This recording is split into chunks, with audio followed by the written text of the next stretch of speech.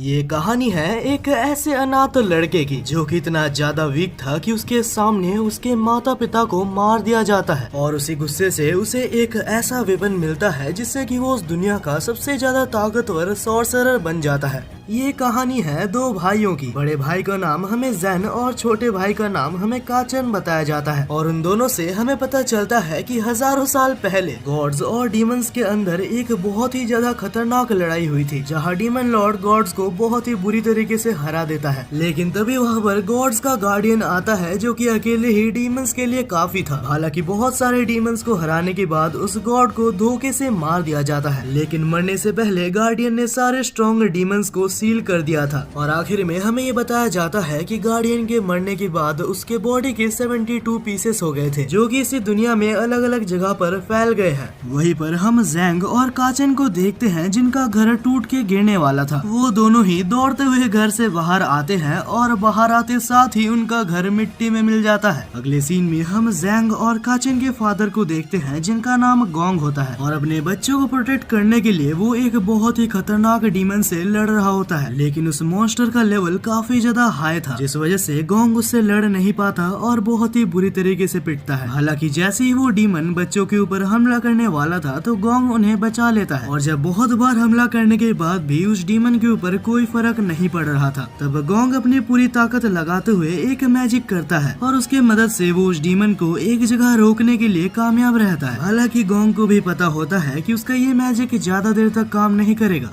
और इसके बाद ही गोंग अपने बच्चों को लेके वहाँ से जितनी जल्दी हो सके उतनी जल्दी भागता है और रास्ते में वो जैंग से कहता है, बेटा मेरी बात ध्यान से सुनो, मैं इस मॉन्स्टर को ज्यादा देर तक नहीं रोक सकता। मेरा सबसे ज्यादा ताकतवर अटैक यानी कि 5 फिंगर प्रिजन भी इसको नहीं रोक पाया। अब इसके अगले सीन में हमें दिखाया जाता है कि गोंग अपने बच्चों को लेकर एक सीक्रेट केव में आया था, जहाँ गोंग अपने हैंड साइंस के मदद से 2 स्वॉर्ड्स को निकालता है और इसके बाद जैसे ही गोंग और जैंग मिलके 2 स्वॉर्ड्स को निकालते हैं तब उसके अंदर से एक गोल्डन बॉक्स बाहर आता है और तब गोंग उस गोल्डन बॉक्स को जैंग को देते हुए कहता है, बेटा जैंग मैं तुम्हें आज एक रिस्पॉन्सिबिलिटी दे रहा हूँ, जब काचन बड़ा हो जाएगा तो ये गोल्डन बॉक्स उसको दे देना और इस बॉक्स को बहुत ही संभाल के रखना क्योंकि ये हजारों साल पुराना एक ट्रेजर है। लेकिन तभी अचानक से पूरी जमीन हिलने लगती है और इसका मतलब ये है कि डीमन फिर से आजाद हो चुका है। अब इसके बाद ही गोंग और उसके बच्चे भागते हुए एक केव के अंदर आते हैं। हालांकि गोंग ने उस केव के एंट्रेंस पर एक बैरियर को लगाया था। वहीं पर केव के अंदर हम एक पतला सा रास्ता देखते हैं और उस पतले से रास्ते के नीचे बहुत सारा लावा था। उनके आगे जाने का रास्ता पूरी तरीके से बंद हो चुका था और तभी अचानक से वो डीमन बैरियर को तोड़ते हुए गोंग को पकड़ लेता है, लेकिन अपनी आखिरी ताकत यूज करते हुए गोंग उस डीमन को अपने ट्रैप के अंदर फंसा लेता है और अब फाइनली गोंग उस डीमन को लावा के अंदर भेज देता है, जिससे कि भले ही वो डीमन मारा जाता है लेकिन अभी तक उनके ऊपर मुसीबत बंद नहीं हुई थी, क्योंकि इसके बाद ही हम देखते हैं कि एक फीमेल डीमन पीछे से आके गोंग के शरीर के अंदर से अपना हाथ को आर पार कर देती है। ये देखकर जैंग और काचन बहुत ही ज्यादा घबरा जाते हैं। हालांकि गोंग एक आखिरी टाइम के लिए मैजिक का यूज करते हुए उन दोनों को ही प्रोटेक्ट करता है और उन दोनों को ही टेलीपोर्ट करते हुए एक सेफ जगह पर पहुंचा देता है। अब इसके बाद ही हमें 10 साल बाद का सीन दिखाया जाता है, जहां जैंग और काचन बहुत ही बड़े हो चुके थे। जहां हम जैंग को देखते हैं जो कि एक पेड़ के ऊपर बैठा था और काचन एक लीजर्ड का कॉस्ट्यूम पहना था क्योंकि वो लोग एक मिशन पे जा रहे थे। कुछ टाइम बाद हमें एक टकला सा प्रीस्ट दिखाया जाता है जो एक अबैंडन्ड टेम्पल पे आया था और तब वो प्रीस्ट एक आदमी से कहता है, इस टेम्पल पे एक बहुत ही खतरनाक डीमन का साया है और वो तुम्हें मारना चाहता है। और ये सुन के उस आदमी की फट जाती है और वो वहाँ से भाग जाता है। हालांकि इसके बाद ही जैंग और काचन यहाँ पर आते हैं और उस टकले को पकड़ लेते हैं, क्योंकि ये टकला कोई प्रीस्ट नहीं है, ये बस एक फर्जी है जो कि लोगों से पैसा लूटता है। अब इसके बाद ही हम उस प्रीस्ट को देखते हैं जो कि एक जगह पर बंधा हुआ था और जैसे ही उसे होश आता है तो वो अपने सामने काचन और जैंग को देखता है। हालांकि उसे अंदाजा था कि उसका भांडा फूट चुका है, लेकिन फिर भी वो एक्टिंग करते हुए कहता है, आखिर तुम लोग ये क्या कर रहे हो, मुझे जल्दी से खोलो, मुझे उस डीमन को मारना होगा। लेकिन ये सुन के जैंग उसके गर्दन पर तलवार रखते हुए कहता है, अबे टकले अभी मान ले कि तू झूठ बोलता है। और तब डरते हुए वो प्रीस्ट कहता है, मुझे माफ कर दो, मैं आइंदा से ऐसा कभी भी नहीं करूंगा। मैं ये भी वादा करता हूँ कि मैं सभी को पैसा भी लौटा दूंगा। अब इसके बाद ही हमारा सीन चेंज होता है और हम एक घर में देखते हैं जहाँ हमें बताया जाता है कि आज काचन का अडल्ट सेरेमनी है, यानी कि आज के बाद काचन भी एक सॉर्सरर बन जाएगा। और जैसे ही उसकी सेरेमनी चालू होती है तो उसके चारों तरफ एक गोल्डन ऑरा बन जाता है और कुछ ही देर में जैसे ही ये सारी चीज गायब होती है तो जैंग कहता है, छोटे भाई तुम्हें बहुत बहुत बधाई हो क्योंकि तुम फाइनली एक सॉर्सरर बन चुके हो और मुझे विश्वास है कि तुम बड़े होकर एक बहुत ही अच्छे डीमन हंटर बनोगे। हालांकि तब काचन कहता है, बड़े भाई मुझे कुछ अलग फील नहीं हो रहा, क्या सच में मैं कभी एक डीमन हंटर बन भी पाऊंगा? चिंता मत करो काचन, हमने बहुत सारी लड़ाइयाँ एक साथ लड़ी है और मुझे बहुत ही अच्छी तरीके से पता है तुम एक बहुत ही अच्छे डीमन हंटर बन सकते हो। अब इसके बाद ही जैंग काचन को वही गोल्डन बॉक्स दे देता है और ये वही गोल्डन बॉक्स है जो कि इनके पापा ने इन्हें दी थी। और जैसे ही काचन उस बॉक्स को खोलता है तो उसके अंदर से एक छोटा सा रॉड निकलता है। हालांकि काचन को समझ नहीं आता कि आखिर इस रॉड से उसे क्या करना है। तब जैंग कहता है कि मुझे भी कोई आइडिया नहीं है कि आखिर ये क्या है, हालांकि जो भी है ये हमारे पापा ने हमें दिया है। अगर ये कोई काम का ना भी हो तो भी इस दुनिया में ये मेरे लिए काफी कीमती है। तभी अचानक से हम एक बूढ़े आदमी को देखते हैं जो कि दौड़ते हुए उनके पास आता है और वो जैंग से कहता है कि प्लीज मेरी हेल्प करो, कुछ बहुत ही खतरनाक डीमंस ने हमारे शहर के ऊपर हमला कर दिया है और मेरे घर में काफी सारे लोग लापता है। तुम्हारे अलावा मेरे पास कोई नहीं है जिससे कि मैं मदद मांग सकूं। और तभी जैंग को उस आदमी के थैले के अंदर से एक बेल मिलता है और इस बेल को उन्होंने उस डीमन लेडी के पास भी देखा था जिन्होंने उसके फादर को मारा है। और ये जानने के बाद ही वो दोनों ही निकल जाते हैं इस केस को सॉल्व करने के लिए। अब जैंग और काचन उसी बूढ़े आदमी के गांव में पहुंच चुके थे जहां पर डीमंस मौजूद हैं। हालांकि इस गांव में काफी ज्यादा फॉग था जिस वजह से काचन जैंग से अलग हो जाता है और उसी वक्त जैंग के सामने एक कैट डीमन आ जाती है। हालांकि उस डीमन को जैंग देखते हुए कहता है कि मुझे तुम्हें कोई भी इंटरेस्ट नहीं है, मैं तुम्हें जाने दे सकता हूँ, लेकिन उससे पहले मुझे ये बताओ कि आखिर वो लेडी डीमन कहाँ पर है जिसका ये बेल है। हालांकि कैट डीमन कुछ भी ना सुनते हुए जैंग के ऊपर हमला कर देती है। जैंग कहता है कि अगर तुम्हें लड़ना ही मंजूर है तो यही सही। और इसके बाद ही जैंग अपने स्वॉर्ड की मदद से एक ऐसा हमला करता है जिससे कि कैट डीमन बहुत ही ज्यादा डर जाती है। और तब उस बेल के बारे में जैंग फिर से कैट डीमन से पूछता है, लेकिन वो कहती है कि मुझे बिल्कुल भी नहीं पता कि आखिर ये बेल किसका है। तब जैंग कहता है कि अगर तुम्हें नहीं पता तो आखिर मेरा टाइम वेस्ट क्यों किया तुमने। और ये कहकर वो यहाँ से जाने लगता है। लेकिन एक बार हारने के बाद वो कैट डीमन फिर से जैंग के ऊपर हमला करता है, पर जैंग को इसका एहसास हो जाता है और वो दोनों ही स्वॉर्ड्स की मदद से उसको मार डालता है। लेकिन वो कैट डीमन मरने से पहले कहती है, तुमने भले ही मुझे मार दिया लेकिन मेरा बड़ा भाई तुम्हारे भाई को जरूर से मारेगा। वहीं पर दूसरी तरफ काचन के ऊपर कैट डीमन का भाई हमला कर देता है और उसके एक हमले से ही काचन बहुत ही ज्यादा दूर जाके गिरा था। लेकिन तभी काचन के पास एक लकड़ी थी जिसको कि उठाते हुए वो अपनी स्वॉर्ड बना लेता है। इतने में डीमन कहता है कि तुम्हारे लड़ने का यहाँ पर कोई भी फायदा नहीं, तुम्हारा बड़ा भाई बहुत ही पहले मारा गया होगा। लेकिन तब काचन कहता है कि आखिर तुम्हें मेरे बड़े भाई के बारे में पता ही क्या है। ये सुनकर कैट डीमन बहुत ही ज्यादा गुस्सा होते हुए कहता है, तुम जैसे कमजोर की मेरे सामने खड़े रहने की कोई औकात नहीं। और इतने में ही जैंग भी वहाँ पर आ चुका था जो ऊपर से काचन को देख रहा था। और तभी काचन के ऊपर वो कैट डीमन हमला करता है। लेकिन तभी काचन के गले में मौजूद वो छोटा सा रॉड जो कि उसे मिला था वो अचानक से एक होली विपन में ट्रांसफॉर्म हो जाता है। वो एक बहुत ही बड़ा विपन बन चुका था जिसके अंदर से रोशनी आ रही थी। और उसी वक्त हम एक डीमन को देखते हैं जो कि कहता है, तो इतने सालों बाद फाइनली अवेकन हो चुका है।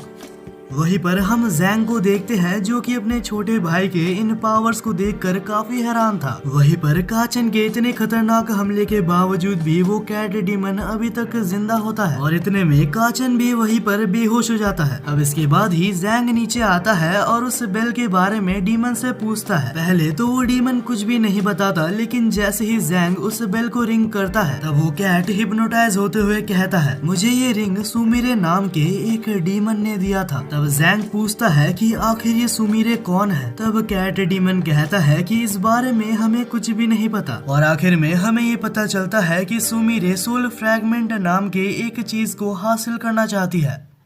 और क्योंकि कैट डीमन ने बहुत सारी इंफॉर्मेशन लीक कर दी थी, जिस वजह से वो बेल अचानक से कैट डीमन के मुंह के अंदर चला जाता है और देखते ही देखते वो कैट डीमन एक टाइम बॉम्ब की तरह ब्लास्ट होता है। अब इसके कुछ टाइम बाद ही हमें दिखाया जाता है कि काचन को होश आता है और वहीं पर जैंग भी था। काचन के होश में आने के बाद जैंग कहता है कि तुम्हारी पहली लड़ाई काफी ज्यादा अच्छी थी। तभी अचानक से हम देखते हैं कि काचन के पास मौजूद होले वेपन फिर से छोटा हो जाता है। तब काचन जैंग के पास जाता है और कहता है, भैया सच कहूँ तो मुझे नहीं पता कि आखिर इस वेपन को मैं बड़ा कैसे करूँ। लेकिन दूसरी तरफ जैंग कैट डीमन के बारे में सोचना बंद नहीं कर पा रहा था। उसे समझ नहीं आता कि आखिर ये सोल फ्रेगमेंट क्या है। लेकिन तभी अचानक से काचन और जैंग के पीछे दो अननोन पर्सन आ जाते हैं, जो कि आने के बाद काचन के पास से उस होली वेपन को लेने की बात कर रहे थे। और इतने में जैंग भी अपने स्वॉर्ड को बाहर निकाल लेता है। हालांकि इस वक्त जैंग की हालत बिल्कुल भी सही नहीं थी। कल की फाइट की वजह से वो काफी ज्यादा इंजर्ड था। और तभी सामने खड़ी हुई लड़की कहती है, हम तुम्हें बिल्कुल भी हार्म नहीं करेंगे, लेकिन हमें वो शंजन आयन दे दो। उस लड़की का मतलब यहाँ मौजूद काचन के पास होली वेपन से था। लेकिन तब जैंग कहता है कि जब तक मैं जिंदा हूँ तब तक ये होली वेपन यानी कि यही शंजन आयन मेरे पास से नहीं जाने वाली। हालांकि इसके बाद जैंग हमला करता है, लेकिन उसके हमले को वो लड़की काफी आसानी से डॉज कर लेती है। और शायद से वो जैंग का अटैक इसीलिए डॉज कर पाए क्योंकि जैंग अभी बहुत ही ज्यादा इंजर्ड है। और तभी वो दोनों एक दूसरे के ऊपर फिर से अटैक करने वाले थे। लेकिन इतने में उसका दूसरा साथी बीच में आकर कहता है, रुक जाओ, हम दोनों यहाँ पर तुमसे लड़ने नहीं आए हैं। और ये कहते हुए वो एक मैजिक के मदद से जैंग को पूरी तरीके से हील कर देता है। अब ये देखने के बाद जैंग शांत होता है और इसके बाद पूछता है, तो अगर तुम लोग हमसे लड़ने नहीं आए तो मुझे ये बताओ कि आखिर ये होली वेपन तुम्हें क्यों चाहिए। इतने में वो लड़की कहती है कि इस होली वेपन का नाम शंजन आयन है और जब से शंजन आयन का जन्म हुआ है तब से वो हमें बिलोंग करता है।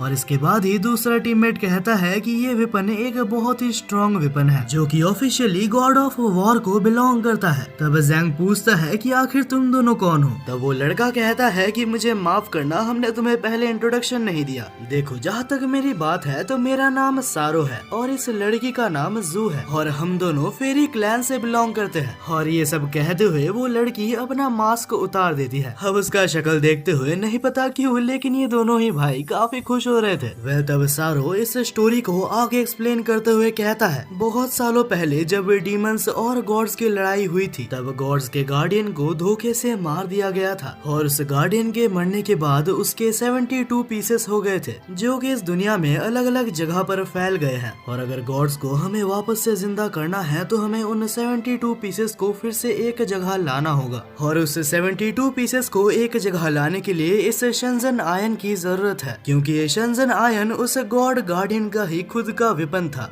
अब इस कहानी को बहुत ही अच्छे से सुनने के बाद जैंग कहता है, देखो तुम्हारी कहानी मुझे काफी अच्छी लगी, लेकिन आखिर मैं कैसे मान लूं कि तुम सच बोल रहे हो। सारो कहता है कि जैंग, तुम्हें हमारी बातों पे विश्वास करना ही होगा, क्योंकि इतने सालों से ये डिवाइन वेपन यानी कि ये शंजन आयन सो रहा था और गॉड ऑफ वॉर के हिसाब से जब भी ये शंजन आयन एक्टिवेट होता है तो उसका ऑरा बहुत ही ज्यादा होता है, यहाँ तक उसका इम्पैक्ट हेवन और हेल तक भी जाता है। यानी कि जब कल ये शंजन आयन एक्टिवेट हुआ था तो डीमंस और गॉड्स सभी को पता चल चुका है कि शंजन आयन एक्टिवेट हो चुका है और अगर ये शंजन आयन कोई गलत हाथों में चला गया तो डीमन लॉर्ड फिर से जिंदा हो सकता है और अगर गलती से भी ऐसा हो गया तो ये दुनिया तबाह हो जाएगी और तब इस दुनिया को बचाने के लिए कोई गॉड भी नहीं बचेगा। मगर इतना कुछ सुनने के बाद भी जैंग कहता है, देख भाई, मुझे तेरे बातों में बिल्कुल भी भरोसा नहीं आ रहा। इतने में जू कहती है कि आखिर तुम्हें समझ क्यों नहीं आता, अगर गलती से भी डीमन लॉर्ड पहले आजाद हो गया तो इस दुनिया को कोई भी नहीं बचा पाएगा। अब इतने में काचन सामने आता है और कहता है कि अगर सच में ये दुनिया को बचा सकता है तो मैं भरोसा करके ये तुम्हें देने के लिए तैयार हूँ। और तब काचन जैंग से कहता है कि मुझे माफ करना, ये हमारे फादर की आखिरी निशानी थी। हालांकि जैंग कहता है कि कोई बात नहीं, अगर ये तुम्हारा खुद का डिसीजन है तो मैं इसको रेस्पेक्ट करता हूँ। हालांकि अभी जैंग को उस लेडी डीमन को भी खोजना है जिसने उसके फादर को मारा था और अब ये सोचते हुए वो काचन को लेके वहाँ से निकलने वाला होता है। लेकिन इतने में जू पीछे से चिल्लाती है और कहती है कि आखिर मुझे बेवकूफ कैसे बनाया तुमने, ये होली वेपन यानी कि शेंजन आयन नकली है। हालांकि जब काचन वहाँ पर फिर से जाता है और उसको अपने हाथ में लेता है तो वो फिर से गोल्डन ग्लो करने लगता है, और जैसे ही जू उसको फिर से लेती है तो उसका चमक फिर से चला जाता है। अब ऐसा होने पे किसी को समझ नहीं आता कि आखिर क्या हो रहा है। वहीं पर बीच में सारो कहता है, मैं जो सोच रहा हूँ वो गलत हो सकता है, लेकिन मैंने एक जगह पर देखा था कि शेंजन आयन को जगाने के लिए एक प्योर हार्ट की जरूरत है, और जहाँ तक मुझे लगता है काचन का हार्ट पूरी तरीके से प्योर है, और इस वक्त काचन इस शेंजन आयन यानी कि होली वेपन का मास्टर बन चुका है। और क्योंकि बस काचन ही शेंजन आयन को एक्टिवेट कर सकता है तो उसे भी उनके साथ जाना होगा, यानी कि इसी वक्त से जैंग और काचन का एक और नया सफर चालू होता है। और इसके बाद ही सारो अपने मैजिक सर्कल को समन करते हुए एक शिप को समन करता है, जिसमें बैठकर वो लोग यहाँ से आराम से निकल जाते हैं। अब इसके कुछ देर बाद हमें शिप के अंदर का सीन दिखाया जाता है, जहाँ जैंग और काचन खाने बैठे थे, और इतना अच्छा खाना देखकर उनको अपने ऊपर कंट्रोल नहीं होता। तब जू चिल्लाते हुए कहती है कि क्या तुमने पहले कभी खाना नहीं खाया? तब जैंग कहता है कि अगर मैं अच्छे से खाना नहीं खाऊंगा तो मुझे भी तुम्हारी जैसे पिग का मास्क लगाना होगा। अब ये सुनने के बाद जू जैंग को हवा में उड़ा देती है। हालांकि अचानक से हमें बाहर एक लड़की को दिखाया जाता है जो कि अचानक से बेहोश हो जाती है, और जब शिप अपने सामने एक लड़की को देखता है तो वो रुक जाता है, और जैसे ही जैंग शिप से बाहर आता है तो वो उस लड़की को देखता है और उसके दौड़ते हुए जाता है। तुम्हें तो बहुत ही ज्यादा चोट लगी है, मुझे तुम्हारे लिए कुछ करना होगा। अब इसके बाद ही जैंग उसको उठाकर शिप के अंदर ले जाता है। फिर जैंग उसको ठीक करता है और उसे कुछ खाने पीने को देता है। तो मैडम कोल्ड ड्रिंक वगैरह चाहिए आपको? कहो तो बाहर चाय पे चल लेते हैं। तब जू चिल्लाते हुए कहती है कि उस लड़की के साथ फ्लर्ट करना बंद करो, और इसके बाद ही फिर से ये दोनों ही लड़ने लगते हैं। हालांकि ये दोनों लड़ रहे थे तब काचन उसके लिए पानी लेकर जाता है, और तो वो लड़की सारी चीजों को अच्छे से एक्सप्लेन करती है। मेरे पीछे बहुत ही ज्यादा खतरनाक गुंडे पड़ गए थे, नहीं पता क्यों, लेकिन वो मुझे मारना चाहते थे, और सच कहूँ तो मुझे नहीं लगा था कि आज मैं बच पाऊंगी, और अभी मुझे जल्द से जल्द डार्क वैली में पहुँचना होगा। तब जैंग खुश होते हुए कहता है कि तुम्हारी किस्मत काफी अच्छी है, क्योंकि इस वक्त हम भी वहीं पर जा रहे हैं सोल फ्रैगमेंट को खोजने के लिए। यहाँ तक कि काचन उसको होली वेपन भी सामने लाकर दिखा देता है। तभी जू चिल्लाते हुए कहती है कि ये सारी चीजें तुम्हें सीक्रेट रखनी है। हालांकि ये इन्फॉर्मेशन जानने के बाद वो लड़की बहुत ही अजीब तरीके से स्माइल कर रही थी, और तभी हम उस लड़की को देखते हैं जो कि कहती है, मुझे माफ करना, मैंने अपना नाम नहीं बताया, मेरा नाम जिंग है। और इसके बाद ही काफी रात हो चुकी थी तो वो लोग सोने के लिए चले जाते हैं। अब इसके अगले सीन में हम सभी को देखते हैं जो कि बहुत ही आराम से सो रहे थे, जहाँ जैंग घोड़े बेचकर सो रहा था और उसके साइड में काचन भी सो रहा था। और जब सभी लोग बहुत ही गहरी नींद में थे तब जैंग अपना हाथ आगे करती है और एक मैजिक के मदद से वो काचन के गले से उस शेंजन आयन को लेना चाहती थी। हालांकि सोते हुए ही काचन ने उस अटैक को डिफ्लेक्ट कर दिया था, और इससे पहले कि जैंग उसको फिर से ले पाती तभी अचानक से सारो वहाँ पर नंगा आ जाता है। ऑफ कोर्स वो नहाने के बाद गलत रूम में घुस गया था, और जैसे ही सारो को ये रियलाइज होता है तो वो वहाँ से चला जाता है। हालांकि जैंग काफी ज्यादा इरिटेट हो गई थी, वो कहती है कि आखिर मैं ये कहाँ पर फंस गई। वहीं पर जब अगली सुबह सबकी नींद खुलती है तो वो लोग बाहर आते हैं। जैंग कहता है कि अरे कल रात को तो मुझे काफी अच्छी नींद आई, और उठते साथ ही वो उस नई लड़की जैंग को खोजने लगता है। जैंग तो ये तक कहता है कि उसका प्रोटेक्शन करना मेरी तो जिम्मेदारी है, वरना उसे फिर से गुंडे परेशान कर सकते हैं। क्यों काचन, मैंने सही बोला ना? और तभी हम काचन को देखते हैं जो काफी ज्यादा परेशान लगता है। बड़े भैया, मुझे लगता है कि वो शेंजन आयन मेरे पास नहीं है। वहीं पर हमें कुछ दिनों पहले का सीन दिखाया जाता है जहाँ पर जिंग और उसकी छोटी बहन एक केव में कैद थे। तभी उस केव का बॉस कहता है कि अगर तुम शेंजन आयन मेरे को ला दे सकती हो तो मैं तुम्हारी छोटी बहन को आजाद कर दूंगा। और हमें ये भी बताया जाता है कि जेंग इस दुनिया की सबसे माहिर थेफ्ट है। लेकिन तब जेंग ये कहती है कि शेंजन आयन और कुछ नहीं, बस एक मिथ है, ऐसा कुछ इस दुनिया में एग्जिस्ट नहीं करता। हालांकि वो डीमन कहता है कि बहुत सालों बाद शेंजन आयन फाइनली एक्टिवेट हो चुका है, और अगर तुम्हें अपनी छोटी बहन को जिंदा और सही सलामत चाहिए चाहिए तो तुम्हें वो करना होगा जो मैं तुम्हें कहता हूँ, वरना तुम तो जानती ही हो कि हम उसके साथ क्या क्या कर सकते हैं। तब जेंग कहती है कि उसे हाथ लगाने की हिम्मत भी मत करना, तुम जो कहोगे मैं वो करने के लिए तैयार हूँ। वहीं पर प्रेजेंट में हम देखते हैं कि सभी लोग शेंजन आयन को खोजने के लिए निकल चुके थे। हालांकि सारो अपने डिवाइस में शेंजन आयन की लोकेशन को ट्रेस कर सकता था और उसको देखते हुए वो लोग एक गुफा के सामने आ जाते हैं जहां शेंजन आयन मौजूद है। हमें ये भी पता चलता है कि इस केव का नाम स्पाइडर वेब केव है, जहां एक बार कोई अंदर जाता है तो वो कभी भी बाहर नहीं निकलता। हालांकि होली वेपन को खोजने के लिए उन्हें इस केव के अंदर जाना होगा। अब यहाँ से सीन बदलता है और हम केव के अंदर देखते हैं जहाँ जेंग ने उस होली वेपन को उस डीमन को दे दिया था और वादा के मुताबिक उसकी छोटी बहन भी आजाद हो चुकी थी और वो रोते हुए कहती है कि मुझे माफ करना, ये सारी ही गलती मेरी है। हालांकि जेंग उसको चुप करवाती है और वो दोनों वहाँ से निकलने वाले थे, लेकिन मुझे लगा ही था कि डीमंस कभी ईमानदार नहीं हो सकते, क्योंकि वो डीमन का बॉस उसे रोक लेता है और कहता है मैंने ये वादा किया था कि मैं तुम्हारी छोटी बहन को जाने दूंगा, लेकिन मैंने ये कभी भी नहीं कहा कि मैं तुम्हें जाने दूंगा। अगर तुम भी यहाँ से चली जाओगी तो हमारा मनोरंजन कैसे होगा। लेकिन इससे पहले कि जेंग वहाँ पर पकड़ी जाती, वो अपने वेब स्पाइडर की मदद से उस डीमन के ऊपर अटैक करती है और उस अटैक के मदद से वो डीमन वहीं पर गिर जाता है। और इस मौके का फायदा उठाते हुए जेंग शेंजन आयन को अपने पास ले लेती है और बचे हुए जितने डीमंस थे उसको वो शेंजन आयन की मदद से हराने की कोशिश करती है, लेकिन जेन के हजारों बार कोशिश करने के बाद भी वो एक्टिवेट नहीं होता। लेकिन कुछ डीमंस को मारने के बाद वो जैसे ही वहाँ से भाग रही होती है तभी डीमन जाग जाता है और जेंग का पीछा करने लगता है और इस बार जेंग के वेब अटैक का भी उसके ऊपर कोई असर नहीं होता और तभी डीमन का बॉस उन दोनों के ऊपर अटैक करके उन्हें नीचे गिरा देता है। और इससे पहले कि जेंग वहाँ से हिल पाती वो फिर से एक जानलेवा हमला करता है, लेकिन जेंग ने आखिरी मोमेंट पे उस अटैक को डॉज कर लिया था और इसके बाद जैसे ही वो काउंटर अटैक करती है तो डीमन बॉस अपना फाइनल अटैक करता है और इस खतरनाक हमले की वजह से जेंग काफी ज्यादा इंजर्ड हो जाती है। तब वो अपनी छोटी बहन से कहती है कि जल्दी से जल्दी यहाँ से जितनी दूर हो सके उतनी दूर चली जाओ, मेरी चिंता मत करो, मैं तुम्हारे पीछे ही रहूंगी। हालांकि जेंग को पता था कि वो यहाँ पर आज मारी जाने वाली है।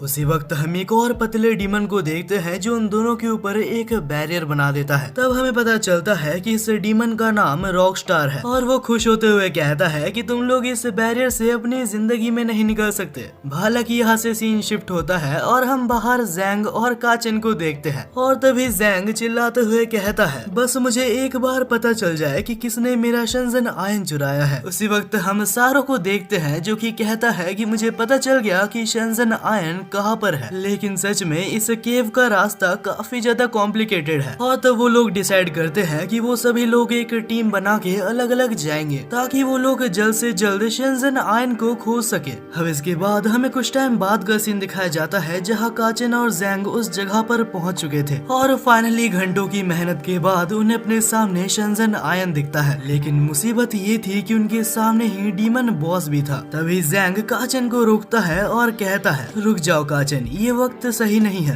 क्योंकि उसी वक्त हम जेंग को देखते हैं जो कि फिर से अपने वेब अटैक की मदद से डीमन बॉस के ऊपर हमला करती है। और इस अटैक के बाद डीमन बॉस काफी ज्यादा गुस्सा हो चुका था, आखिर तुम जैसे ह्यूमंस की मेरे ऊपर हमला करने की हिम्मत कैसे हुई। अब ये कहते हुए वो अपने रॉक अटैक की मदद से उन दोनों बहनों के ऊपर हमला करता है। हालांकि इस अटैक को जेंग डॉज कर लेती है, लेकिन उसके छोटी बहन को ये अटैक लग जाता है और अब ये देखकर जेंग को बहुत ही ज्यादा गुस्सा आता है। वो अपने आप को और होल्ड बैक नहीं कर पाता और उस डीमन बॉस के ऊपर हमला कर देता है, लेकिन जेंग के इस हमले का कोई भी फायदा नहीं होता क्योंकि आखिर में डीमन ने उस अटैक को ब्लॉक कर दिया था। तब ये आवाज सुनते हुए वहाँ पर सारो और जू आ जाती है। हम सारो को देखते हैं जो कि उस डीमन बॉस को एनालाइज करता है और इसके बाद वो कहता है कि उस डीमन बॉस ने शेंजन आयन को निगल लिया है और हमें जल्दी करनी होगी वरना यह शेंजन आयन उसके अंदर एब्जॉर्ब हो जाएगा। तब जेंग उन दोनों बहनों के सामने आकर कहता है कि तुम लोग जल्द से जल्द यहाँ से निकल जाओ।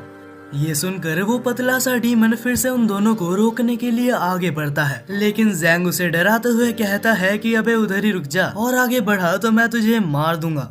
लेकिन वहाँ पर हमला करने के लिए अब पूरी डीमन आर्मी आ चुकी थी। वैसे देखा जाए तो इनकी डीमन आर्मी कोई काम की नहीं है, क्योंकि इन सारे ही डीमंस को हमारा सारो बस एक ही मैजिक की मदद से खत्म कर देता है। अब ये देखकर डीमन बॉस इस बार खुद से हमला करता है, लेकिन फिर सारो भी अपना एक मैजिक करता है जिससे कि वो बाकी सारे लोगों को बचा लेता है। और मौका देखते हुए रॉकस्टार एक चाकू से जैंग के ऊपर हमला करता है, लेकिन सही टाइम पर जू ने उस अटैक को देख लिया था और वो उस अटैक को ब्लॉक कर देती है। उसी वक्त सारो इन सभी चीजों को खत्म करने के लिए एक फाइनल अटैक की तैयारी कर रहा था। वो एक अटैक करता है जिसका नाम सेज आर्ट टेक्निक है, और ऐसे खतरनाक अटैक देखकर रॉकस्टार अपने लिए एक बैरियर बना रहा था। लेकिन उसके बैरियर बनाने से पहले ही सारो एक फ्लेम थ्रोअर अटैक करता है। अब ये देखकर बॉस डीमन एक रॉक सीड नाम का खतरनाक हमला करता है, और रॉक सीड अटैक ने फ्लेम थ्रोअर अटैक को पूरी तरीके से गायब कर दिया था। अब ऐसा होने के बाद जू सारो की मदद करने के लिए उसके ऊपर अटैक करने जाती है, लेकिन डीमन ने उस अटैक को तक ब्लॉक कर दिया था। अब धीरे धीरे डीमन ओवरटेक करते हुए कुछ ऐसे अटैक्स करता है जो कि काफी पावरफुल थे, और एक टाइम के लिए ऐसे लगने लगता है कि वो लोग हार जाएंगे। लेकिन उस वक्त जू और सारो हार मानने से मना कर देते हैं। फिर कमबैक करते हुए जू एक ऐसा हमला करती है जिससे बहुत ही ज्यादा डिस्ट्रक्शन होता है, और उसी टाइम सारो एक स्पेल पढ़ते हुए थंडरबोल्ट अटैक को करता है। यहाँ तक उस बैटलफील्ड में हर जगह पानी भर चुका था, और यही वजह है कि सारो का थंडरबोल्ट अटैक बहुत ही ज्यादा असरदार हो गया था। और फाइनली एक आखिरी अटैक करने के बाद वो लोग इस मैच को जीत जाते हैं। अब होली वेपन यानी कि शंजन आयन लेने के बाद वो लोग वहाँ से निकलते हैं, लेकिन जैसे ही ये लोग बाहर निकलते हैं तो इनके सामने फिर से रॉकस्टार आ जाता है। वो तो सही टाइम पे जैंग ने उसके अटैक को रोक दिया था। तब जैंग कहता है कि अरे तुम यहाँ पर हो, मैं तो तुम्हें ही खोज रहा था, तुम एक कायर की तरह बीच फाइट से भाग गए थे। अब ये सुनकर वो काफी ज्यादा गुस्सा हो जाता है, और तभी रॉकस्टार के पीछे से कुछ अजीब सा हाथ निकलता है, और उसी वक्त वो बिना सोचे समझे जैंग के ऊपर हमला करना शुरू कर देता है। इस अचानक से होने वाले हमले की वजह से जैंग बहुत ही ज्यादा इंजर्ड हो जाता है। अब काचन उसकी हेल्प करने के लिए आगे बढ़ के रॉकस्टार को पकड़ने की कोशिश करता है, लेकिन उस वक्त रॉकस्टार काचन के ऊपर हमला करके उसे बहुत ही ज्यादा इंजर्ड कर देता है। और उस रॉकस्टार ने जैंग को भी अपने बैरियर के अंदर बंद कर दिया था ताकि वो भी लड़ ना सके।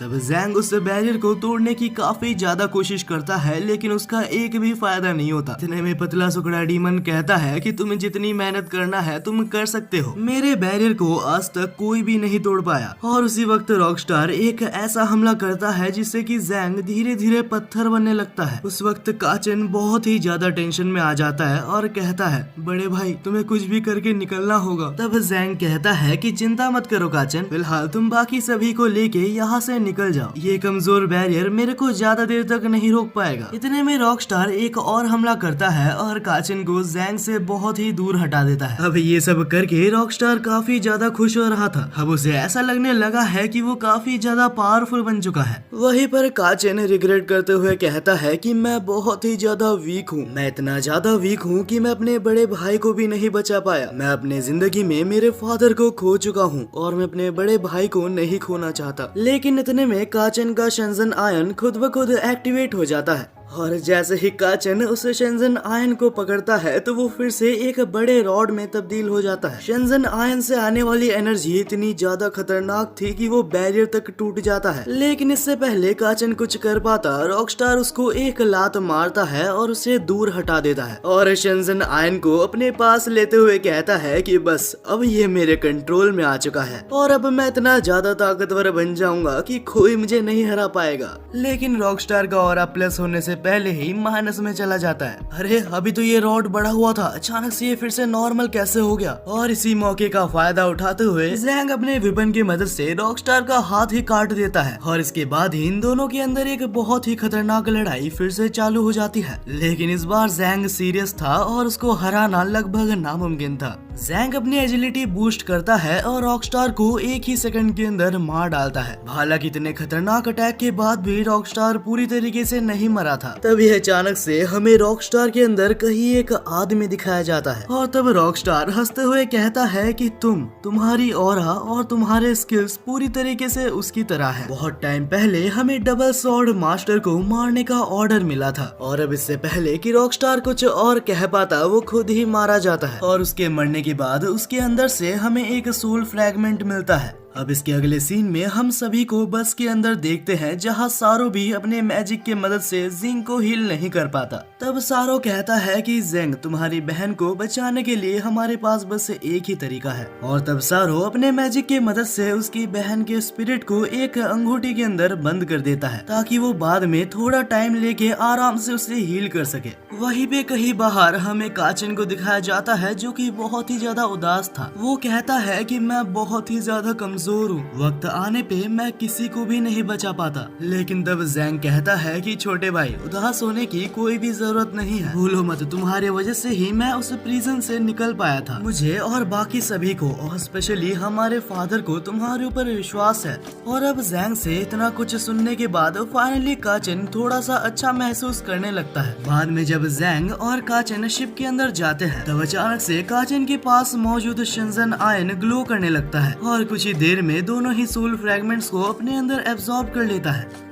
अब हालांकि सोल फ्रैगमेंट एब्जॉर्ब हो चुका था लेकिन इसके साइड इफेक्ट्स दिखना चालू हो गए थे क्योंकि इस वक्त काचिन को बहुत ही जोर का फीवर आया हुआ था। तब सारो आता है और कहता है मुझे लगा था कि ऐसा कुछ हो सकता है। और उसी वक्त अपने रूम से जिंग बाहर आती है और उसने बहुत ही छोटे कपड़े पहने थे। तभी जू चिल्लाते हुए कहती है कि अगर तुम्हारे पास कपड़े नहीं है तो खरीद लो। अब मुझे नहीं पता कि ये रूल्स है या फिर जू को जलन हो रही है, तो कमेंट करके जरूर बताना। अब अगले सीन में हम सभी को एक स्टोर में देखते हैं जहाँ ये लोग कपड़े खरीदने आए थे और नहीं पता क्यों लेकिन इस ओनर को देख के मुझे इसके इरादे ठीक नहीं लग रहे। अब इसके बाद जिंग अपने लिए कपड़े देखना चालू कर देती है। वहीं पर जू काचिन के लिए उस ओनर से शंजो बीन मांगती है और इस बीन को खाने के बाद काचिन का फीवर बहुत हद तक नीचे आ जाता है। और तब जैंग के पूछने पे ओनर कहता है कि ये कुछ स्पेशल टाइप की शंजो बीन होती है। ये बीन्स काफी ज्यादा हेल्दी होती है और इनसे बहुत ही जल्दी रिकवर हुआ जा सकता है। हालांकि जब जैंग उसे खरीदने जाता है तो उसकी प्राइस 2 बिलियन येन बताता है, जो सुनकर जैसे जैंग आगे आया था वैसे ही पीछे चला जाता है और उसे 100 लैंग्वेजेस में गरीब घोषित कर दिया जाता है। लेकिन जैंग की जगह सारो उन सारे ही पिल्स को खरीदता है। तब जू चिल्लाते हुए कहती है कि आखिर यहाँ पर इतनी ज्यादा गर्मी क्यों है। तब ओनर कहता है कि इस शहर को फायर सिटी क्लाउड के नाम से जाना जाता है। जब बहुत सालों पहले गॉड्स और डीमंस के बीच में आखिरी फाइट हुई थी तब यहाँ पर एक बहुत ही खतरनाक मीटियोर गिरा था जो कि बहुत ही ज्यादा गर्म था और उसी दिन के बाद से यहाँ का क्लाइमेट पूरी तरीके से चेंज हो चुका है। यहाँ तक इस शहर के ऊपर एक कर्ज भी लग चुका है क्योंकि इस शहर में एक डीमन रहता है जिसका नाम फायर क्लाउड है। और फिर कुछ देर बाद हमें ये भी पता चलता है कि जिस जगह मीटियोर गिरा है उस जगह एक और सोल फ्रैगमेंट मौजूद है। अब काचिन और जेंग को छोड़ के बाकी सारे ही लोग उस सोल फ्रैगमेंट को इकट्ठा करने निकल जाते हैं।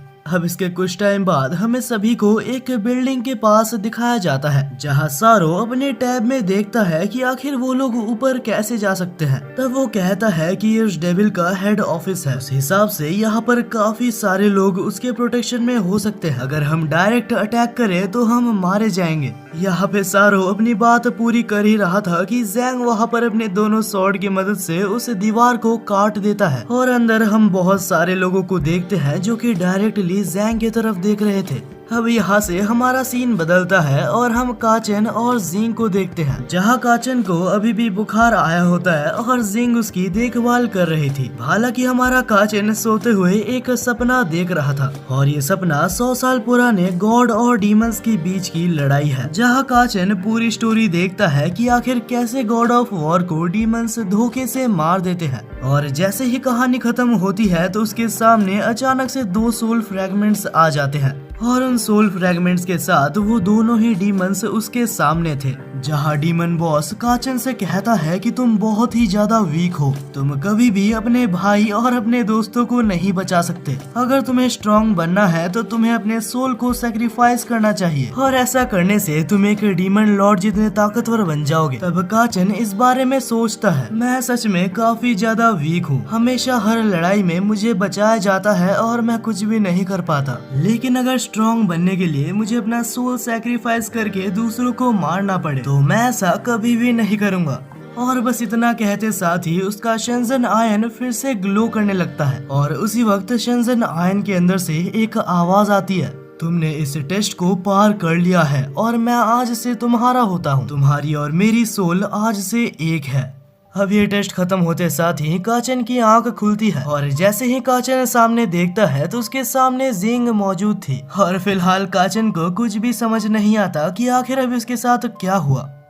अब यहाँ से हमारा सीन चेंज होता है और हम बाकी सभी को देखते हैं जहाँ सारो और जू ने लगभग सारे लोगों को हरा दिया था और आखिर में जितने लोग बचे होते हैं उसको जैंग हरा देता है। अब यहाँ मौजूद सारे लोगों को हराने के बाद वो लोग जैसे ही आगे बढ़ के एक हॉल में आते हैं तब जैंग को सामने एक लड़की की फोटो दिखाई देती है। वहीं पे जैंग उस फोटो को देख के कुछ सोच रहा था कि सामने अचानक से एक आदमी आ जाता है और अचानक से उसे देखकर जैंग उससे पूछता है कि क्या तुम फायर क्लाउड डीमन हो। लेकिन ये सुनने के बाद वो आदमी कुछ भी नहीं कहता और तब वो जैंग से पूछता है कि आखिर तुम लोग अंदर कैसे आए। बस इतना सुनते साथ ही जैंग उसके ऊपर हमला करना शुरू कर देता है, लेकिन जैंग के हमले का उसके ऊपर कोई भी असर नहीं होता और वो अपने फायर मैजिक की मदद से उसे दूर हटा देता है और फिर कहता है कि तुम तो एक डीमन हंटर हो, आखिर तुम्हारा यहाँ पर क्या काम है। अच्छा मैं समझ गया, तो तुम्हें मेरे अंदर मौजूद सोल फ्रैगमेंट चाहिए, लेकिन उसे लेने के लिए तुम्हें मुझे हराना होगा। और ये कहते हुए वो जैंग के ऊपर हमला कर देता है। हालांकि जैंग उसका हमला रोकने में कामयाब होता है, लेकिन जैंग इस हमले को ज्यादा देर तक नहीं रोक पाता और इसके बाद वो बंदा कहता है कि मैं अपने गोल के काफी ज्यादा करीब हूँ, मुझे अपने गोल तक पहुँचने के लिए और 2 फेरीज का ब्लड चाहिए और मेरी किस्मत इतनी अच्छी है कि मेरे सामने 2 फेरीज मौजूद है। बस एक बार तुम दोनों मेरे हाथ में आ जाओ, उसके बाद मैं एक ऐसे फॉरबिडन आर्ट का इस्तेमाल कर सकता हूँ और तब मैं इतना ज्यादा ताकतवर बन जाऊंगा कि मुझे कोई भी नहीं हरा सकता। अब इसके बाद ही ये लोग काफी देर तक फाइट करते हैं लेकिन जीत नहीं पाते। उसी वक्त जैंग सारो और जू से कहता है इसे तुम दोनों का ब्लड चाहिए और हम ऐसा होने नहीं दे सकते, तो तुम दोनों प्लीज मेरी बात मानो और यहाँ से निकल जाओ, मैं इसे अकेले संभाल सकता हूँ। अब अपने दोस्त के ऊपर भरोसा करते हुए सारो और जू वहाँ से निकल जाते हैं। अब उस टेम्पल के बाहर हमें एक फर्नेस दिखाया जाता है जो कि कुछ ही देर में ब्लास्ट होने वाला था और अगर वो ब्लास्ट होता है तो पूरा शहर कुछ चंद सेकंड्स के अंदर जल जाएगा। वहीं पे हम फायर क्लाउड और जैंग को देखते हैं जो कि अभी तक लड़ रहे थे और यहाँ तक जैंग फायर क्लाउड डेविल के सारे अटैक्स को डॉज भी कर रहा था और बस एक ही मौका मिलते हुए जैंग उसको पूरी तरीके से काट देता है। लेकिन फायर क्लाउड इतनी जल्दी नहीं मरने वाला था क्योंकि जैंग ने जिस चीज को काटा था वो बस फायर क्लाउड की एक परछाई थी। वहीं पे डेविल जैंग के ऊपर हमला करते हुए कहता है मैं तुम्हें यहाँ पर जिंदा छोड़ सकता हूँ, लेकिन उसके बदले तुम अपने दोनों फेरी दोस्तों को यहाँ ला के दो। और अपने दोस्तों के बारे में ऐसा सुनकर वो बहुत ही ज्यादा गुस्से में उसके ऊपर हमला करने आगे बढ़ता है, लेकिन इतने में फायर क्लाउड डेविल उसे एक मुक्का मार के बेहोश कर देता है और उसके बाद कहता है कि तुमसे लड़के मुझे काफी मजा आया, लेकिन अभी तुम मरने वाले हो। और जैसे ही वो जैंग को मारने वाला था तो तभी वहाँ पर सारो और जुआ के उससे बचा लेते हैं, लेकिन सारो के डिफेंस मैजिक करने के बावजूद डेविल का पावर इतना ज्यादा था जिस वजह से सारो के गले पे एक कट लग जाता है और टाइम रहते साथ डेविल उसका खून अपने पास ले लेता है। हालांकि सारो जैंग को लेके वहाँ से निकलने में कामयाब रहते हैं, लेकिन अब इसके बदले फायर क्लाउड डेविल को एक फेरी का खून मिल चुका था। अब इसके बाद ही फायर क्लाउड डेविल उस खून को लेके रिचुअल चालू करता है। तब वो सारो के ब्लड से वहाँ पर कुछ लिखता है और उसके इस प्रोसेस को कंप्लीट करते साथ वहाँ पर एक मैजिकल सर्कल आ जाता है। और अब ये सब करने के बाद फाइनली फायर क्लाउड डेविल ने उस जुजुत्सु को एक्टिवेट कर दिया था। अब यह काम खत्म करने के बाद फायर क्लाउड डेविल बाहर उस इन्फर्नो के पास जाता है और उसके पास पहुंच के वो कहता है फाइनली मेरे इतने सालों का इंतजार आज खत्म होने वाला है। और इसके बाद जैसे ही वो फॉरबिडन स्पेल का यूज करता है तो कुछ भी नहीं होता। अब इतनी मेहनत करने के बाद जब कुछ भी नहीं होता तो ये देख के उसे बहुत गुस्सा आता है। यहाँ तक इस फॉरबिडन स्पेल का यूज करने पे ये शहर पूरी तरीके से बर्बाद हो चुका था। अब यहाँ से हमारा सीन बदलता है जहाँ हम जैंग को बाकी सभी के साथ देखते हैं। जैंग की हालत बहुत ही ज्यादा खराब होती है, यहाँ तक शिंजो बीन का भी उसके ऊपर ज्यादा असर नहीं होता। तब सारो सोच रहा होता है कि क्या कोई ऐसा तरीका नहीं है जिससे कि हम फायर डेविल को वीक कर सके। उसी वक्त शॉप ओनर कहता है कि अरे मुझे याद आया, हम फायर डेविल को कंट्रोल कर सकते हैं, लेकिन उस वेपन को लाने के लिए हमें फर्नेस के पूरे निचले भाग में जाना होगा। लेकिन उस जगह की सिक्योरिटी बहुत ही ज्यादा स्ट्रॉन्ग है, हम जैसे नॉर्मल इंसान वहाँ पर कतई नहीं जा सकते। वहाँ पर बस एक ही इंसान जा सकती है और वो है जिंग, क्योंकि उसे माना जाता है इस दुनिया की सबसे माहिर चोर। तभी जिंग कहती है कि लेकिन मैंने अपनी छोटी बहन को वादा किया है, मैं चोरी नहीं कर सकती। हालांकि जब शॉप ओनर उसे बताता है कि ये वेपन और किसी का नहीं फेरिस का ही था, जो कि अभी फायर डेविल ने उनसे जबरदस्ती छीन लिया है। अब इसके बाद जिंग इन्वेस्टिगेशन करती है और एक सीक्रेट जगह से अंदर जाती है, जहां सामने उसे दो लोग मिलते हैं जो कि सीसीटीवी कैमरा पे उन्हें देख रहे थे। उन्हें ठिकाने लगाने के बाद जिंग वहां से आगे बढ़ती है। अब जैसे ही जिंग थोड़ा सा आगे बढ़ती है तो सामने उसे फायर क्लाउड की सेक्रेटरी दिखती है, यानी कि फायर क्लाउड के बारे में सारी इन्फॉर्मेशन इसके पास ही होगी। तभी अचानक से जिंग उसके गले पे हाथ रख के कहती है, अगर तुम्हें जिंदा रहना है तो मुझे बता दो कि आखिर वो सीक्रेट वेपन कहाँ पे है। तभी सेक्रेटरी कहती है, अरे एक सेकंड रुक जाओ यार, मेरे पास है वो चाबी, अगर तुम मुझे जाने दोगी तो मैं तुम्हें वो लाके दे सकती हूँ। उसी वक्त जिंग की नजर कोने में रखे एक पर्स की तरफ जाती है और उसका फायदा उठाकर सेक्रेटरी उसके ऊपर हमला करना चालू कर देती है। लेकिन जिंग भी सबसे माहिर चोर एक रीजन के वजह से है, कुछ ही चंद सेकंड्स के अंदर वो उसे फिर से फंसा देती है और इस बार जिंग अपने टैलेंट्स को दिखाते हुए कुछ ऐसा ब्लैकमेल करती है जिससे कि उसे पासवर्ड बताना पड़ता है। अब यहाँ से सीन चेंज होता है, जहाँ हमें फायर क्लाउड को दिखाया जाता है जो बहुत ही ज्यादा गुस्से में था। वो अपने एनर्जी की मदद से पूरे शहर को तबाह कर रहा होता है और इस तबाही में बहुत से लोग मारे जाते हैं। जहाँ सारो और जू उसे रोकने के लिए शेल्टर से बाहर जाते हैं और काचन अपने शंजन आयन की तरफ देखते हुए सोचता है कि क्या अभी भी मैं कुछ नहीं कर पाऊंगा। तभी हम सेक्रेटरी को देखते हैं जो कहती है, हालांकि तुमने मेरे से चाबी ले ली, लेकिन वहाँ हर कदम पे मौत तुम्हारा इंतजार कर रही है। इसके बाद ही जिंग वहाँ पहुँच चुकी थी जहाँ वेपन मौजूद है, लेकिन वहाँ पहुँचने के बाद उसकी एक गलती की वजह से एक रोबोट वहाँ पर समन हो जाता है। वहीं पे हम डेविल को देखते हैं जो बहुत ही ज्यादा गुस्से में होता है। उसने आधे से ज्यादा सिटी को पूरी तरीके से तबाह कर दिया था। तभी हमें 10 साल पहले का एक पास्ट दिखाया जाता है, जहां हमें एक लाल बालों वाली लड़की दिखाई जाती है। और अगर आपको याद हो तो ये वही लड़की है जो कि महल पे हमें फोटो में दिखाई गई थी, जहां ये लड़की एक ट्रेन में होती है और उसके सामने एक चोर किसी का पर्स लेके भाग रहा था और सही टाइम पे एक लड़का उसे रोकता है, जो कि और कोई नहीं हमारा फायर क्लाउड था। अब इसके कुछ टाइम बाद से ही ये दोनों एक दूसरे को जानने लगते हैं और इन दोनों की रिलेशनशिप चालू होती है, यहाँ तक ये दोनों एक दूसरे के साथ शादी भी करते हैं। हालांकि इनकी ये खुशी ज्यादा देर तक नहीं टिकती, क्योंकि कुछ टाइम बाद एक ऐसी लड़ाई होती है जो कि फेरिस के वजह से हुई थी और उस लड़ाई के दौरान एक बहुत ही बड़ा मीटियोर उनके शहर के ऊपर आके गिरा था और उस दर्दनाक हादसे में फायर क्लाउड की वाइफ मारी जाती है। अब यहाँ से सीन बदलता है और हम सारो और जू को देखते हैं, जिसके सामने फायर क्लाउड डेविल था जो कि बहुत ही ज्यादा गुस्से में था। तुम्हारी वजह से, बस तुम्हारी वजह से आज मेरी फैमिली मेरे पास नहीं है और इसका बदला मैं तुमसे जरूर लेके रहूंगा। अब ये कहकर वो एक ऐसा फायर अटैक करता है जो कि सारो तक नहीं रोक पाता, लेकिन सारो और जू को डिफेंड करते हुए वहाँ पर अचानक से शंजन आयन आ जाता है, यानी कि हमारा काचन बैटल फील्ड में आ चुका था। और तब काचन कहता है कि प्लीज इस लड़ाई को बंद कर दो, वरना ये सिटी फिर से बर्बाद हो जाएगा जैसे 100 साल पहले हुआ था। अब ये सुन के फायर क्लाउड डेविल रोने लगता है। उसे वो सारे पल याद आने लगते हैं जब उसकी वाइफ उसके सामने मारी गई थी।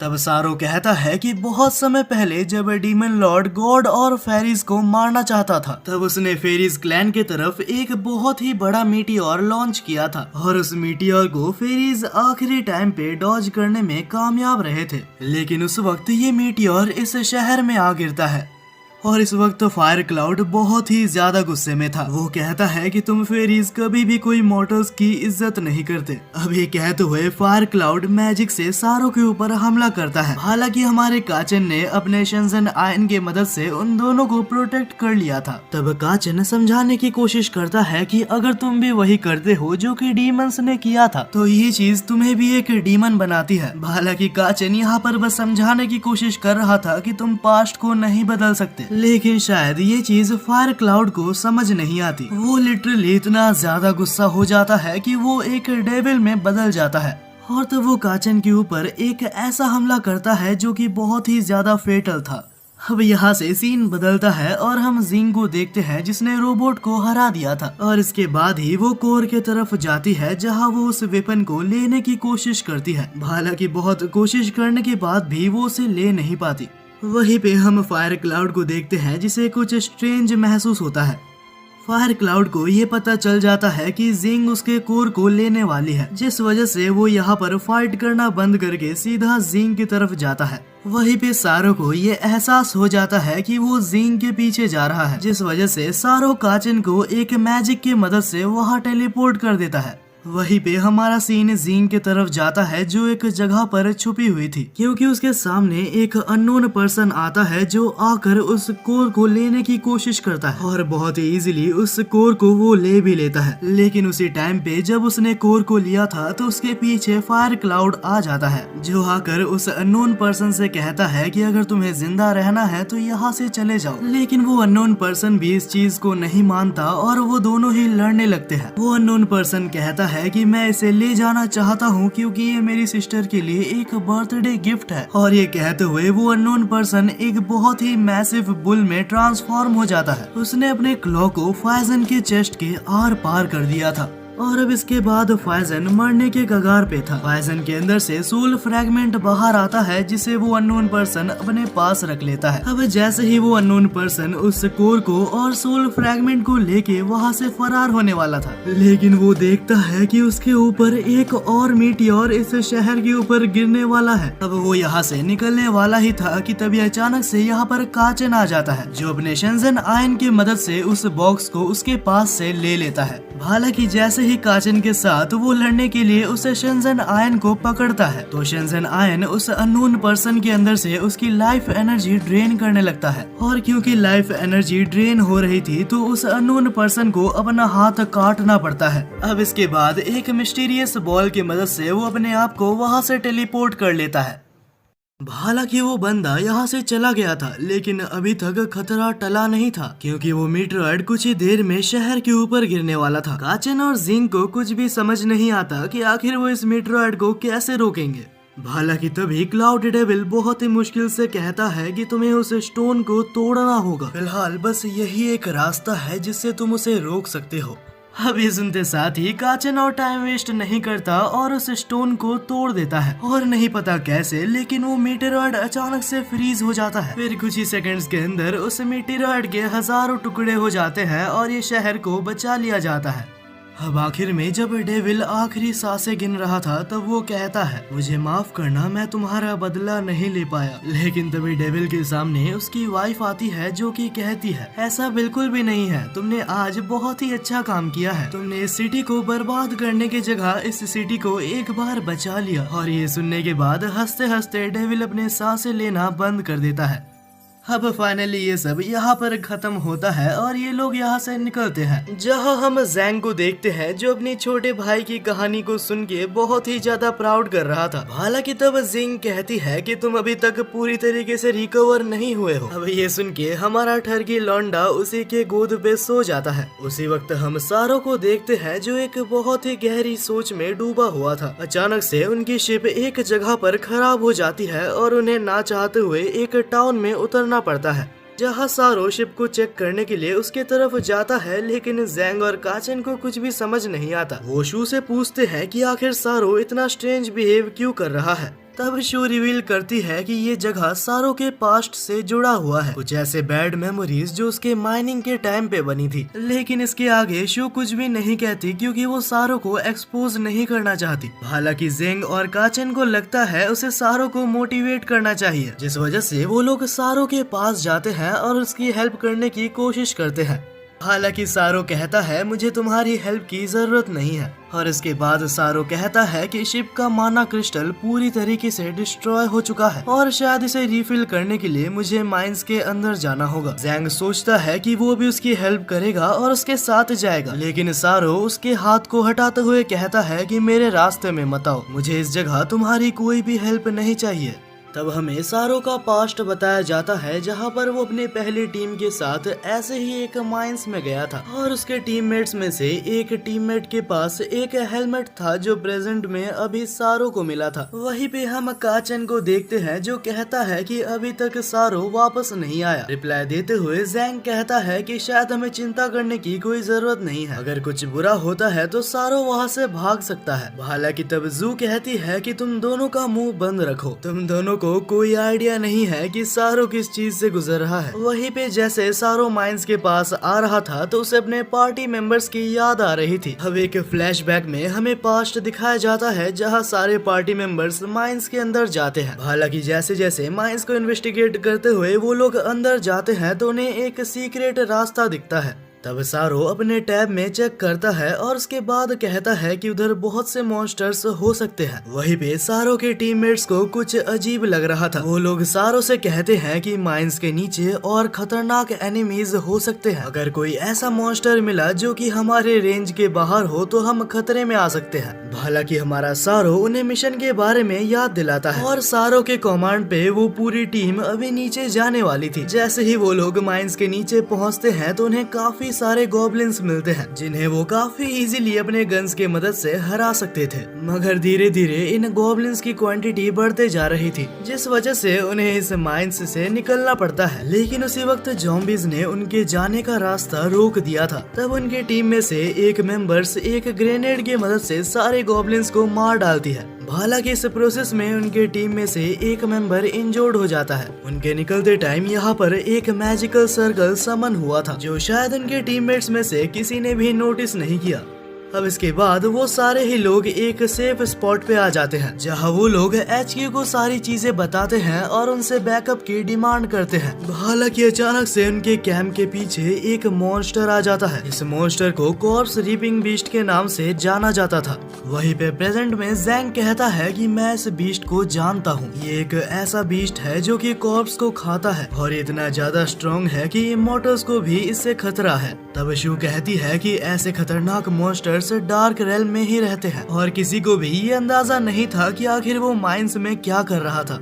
वहीं पे हम प्रेजेंट में सारो को देखते हैं जो अपने शिप के लिए कुछ मैजिकल क्रिस्टल्स इकट्ठा कर रहा था। हालांकि वो नोटिस करता है कि वो एक मैजिकल क्रिस्टल के ऊपर खड़ा है और तब सारो को रियलाइज होता है कि ये मैजिकल सर्कल डार्क रेल्म से जुड़ा हुआ है। बस किसी इमॉर्टल के ब्लड से ही इस चीज को खोला जा सकता है। तब उसे समझ आता है कि आखिर कैसे ये चीज उस दिन उसके कैंप तक आ गई थी। हालांकि इस वक्त सारो के सामने एक बहुत ही बड़ी प्रॉब्लम है। सारो इस बीस्ट से अपने आप को लड़ने के लिए तैयार करता है, ये सोचते हुए कि इससे पहले इस बीस्ट ने उसके सारे पार्टी मेंबर्स को मार दिया था। बावजूद सारो ने सबको हील करने की कोशिश की थी लेकिन इसका कोई भी फायदा नहीं हुआ और आखिर में एक टीममेट ने अपनी लाइफ को सैक्रिफाइस करते हुए सारो की जान बचाई थी। वहीं पे सारो को अपने टीममेट्स की एक विजन आती है जहां सारो अपने टीममेट्स के पास रोते हुए उनसे माफी मांगता है। हालांकि उसके टीममेट्स उससे कहते हैं कि तुम अभी हार नहीं मान सकते, हमारे लिए तुम्हें इन मॉन्स्टर्स को यहाँ आने से रोकना होगा। और इसके बाद जैसे ही सारो की आंखें खुलती है तो अपने सामने काचन को देखता है जहां उसके सारे दोस्त सारो को प्रोटेक्ट करने के लिए उस बीस्ट से लड़ रहे थे। हालांकि उनके एक भी अटैक का उस बीस्ट के ऊपर कोई असर नहीं होता। तब सारो काचन से कहता है कि प्लीज तुम सभी को अपने बैरियर के मदद से डिफेंड करना। काचन सारो को रोकते हुए पूछता है कि क्या तुम अपने आप को सैक्रिफाइस करने का सोच रहे हो। सारो कहता है कि मैं अपने और दोस्तों को खो नहीं सकता। ये कहते हुए सारो चल के उस बीस्ट के सामने आता है और वो अपने आप को वहाँ पर सैक्रिफाइस करने वाला था, लेकिन आखिरी मौके पे काचन उसे रोकता है और अपने शिनजन आयन के पावर्स को यूज करते हुए वहाँ पर एक बहुत ही बड़ा हमला करता है, जिससे कि वो माइन पूरी तरीके से डिस्ट्रॉय हो जाता है और वहाँ पर सनलाइट आने लगती है। और जैसे ही सनलाइट उस बीस्ट के ऊपर गिरती है तो वो मारा जाता है। और आज काचन की वजह से इस ग्रुप में सारे लोग जिंदा थे। आखिर में सारो जाने से पहले अपने फॉर्मर कॉमरेड्स को शुक्रिया अदा करता है, हमेशा उसके ऊपर भरोसा और उसका साथ ना छोड़ने के लिए। अब इसके बाद ये लोग अपनी जर्नी कंटिन्यू करते हुए आगे बढ़ते हैं, जहाँ कुछ देर बाद वो लोग एक ऐसे रिवर के पास पहुंच चुके थे जो सारी इंजरीज को हील कर सकता है। हालांकि तब जिंग पूछती है कि सच में अगर ये रिवर इतना ही ज्यादा रेयर है तो फिर इस रिवर के पास बहुत से लोग होने चाहिए थे। तब जू कहती है कि जब बहुत सालों पहले सारो के टीम मेंबर्स को डीमंस ने मार दिया था, तब सारे गाँव वालों को ऐसा लगा कि यहाँ डीमंस अटैक करने वाले हैं, जिस वजह से यहाँ पर रहने वाले सारे लोगों ने इस गाँव को छोड़ दिया। अब इसके अगले सीन में हम जैंग और काचन को उसी रिवर में नहाते हुए देखते हैं, जहां काचन नोटिस करता है कि जैंग के सारे इंजरीज हील हो रहे थे। तभी वो लोग वहाँ पर एक मिस्टीरियस मैन को देखते हैं जिसका नाम मूगन था। उसे देख के जैंग उसके पास जाता है और उससे बात करने की कोशिश करता है, लेकिन मूगन उसको इग्नोर कर देता है। अब जैंग रिवर से निकलता है जहाँ काचन उसे उसके कपड़े और दोनों स्वॉर्ड्स ला के देता है। तब जैंग काचन से कहता है कि नहीं पता क्यों, लेकिन ये आदमी कोई आम आदमी नहीं है। काचन कहता है मुझे भी ये आदमी ठीक नहीं लग रहा, चलो बड़े भाई हम यहाँ से निकलते हैं। जैंग कहता है कि शायद तुम ठीक बोल रहे हो। ये कह के वो दोनों यहाँ से निकलने वाले थे, लेकिन मूगन जैंग के दोनों स्वॉर्ड्स को नोटिस करता है और उसे रोकता है। और तो मूगन को याद आता है कि बहुत पहले चैन नाम के एक डीमन हंटर के साथ उसने लड़ा था और वो भी अपने टाइम में 2 स्वॉर्ड्स का यूज करता था। पहले तो चैन बस एक ही स्वॉर्ड के साथ मूगन से फाइट करता है, लेकिन तब चैन को रियलाइज होता है कि मूगन काफी ज्यादा स्ट्रॉन्ग है और तब वो सीरियस होके अपने सेकंड स्वॉर्ड को निकालता है। और इसके बाद इन दोनों के अंदर बहुत ही खतरनाक लड़ाई चलती है, लेकिन इन दोनों की ही पावर्स ऑलमोस्ट सेम थी और आखिर में इन दोनों को अपने सिग्नेचर मूव का इस्तेमाल करना पड़ता है। और जब ये दोनों ही अपने सिग्नेचर मूव का इस्तेमाल करते हैं तो उसमें से चैन जीत जाता है, जहाँ इस खतरनाक अटैक से मूगन के चेहरे पे एक स्क्रैच आ गया था। जब प्रेजेंट में मूगन जैंग को इस स्टोरी के बारे में बताता है, तब जैंग कहता है कि तुम जो भी कह रहे हो मुझे समझ नहीं आ रहा, क्योंकि ये दोनों ही स्वॉर्ड मेरे फादर ने मुझे दी है। हालांकि मूगन कहता है कि नहीं, मैं ये कह सकता हूँ कि ये दोनों ही स्वॉर्ड चैन की है।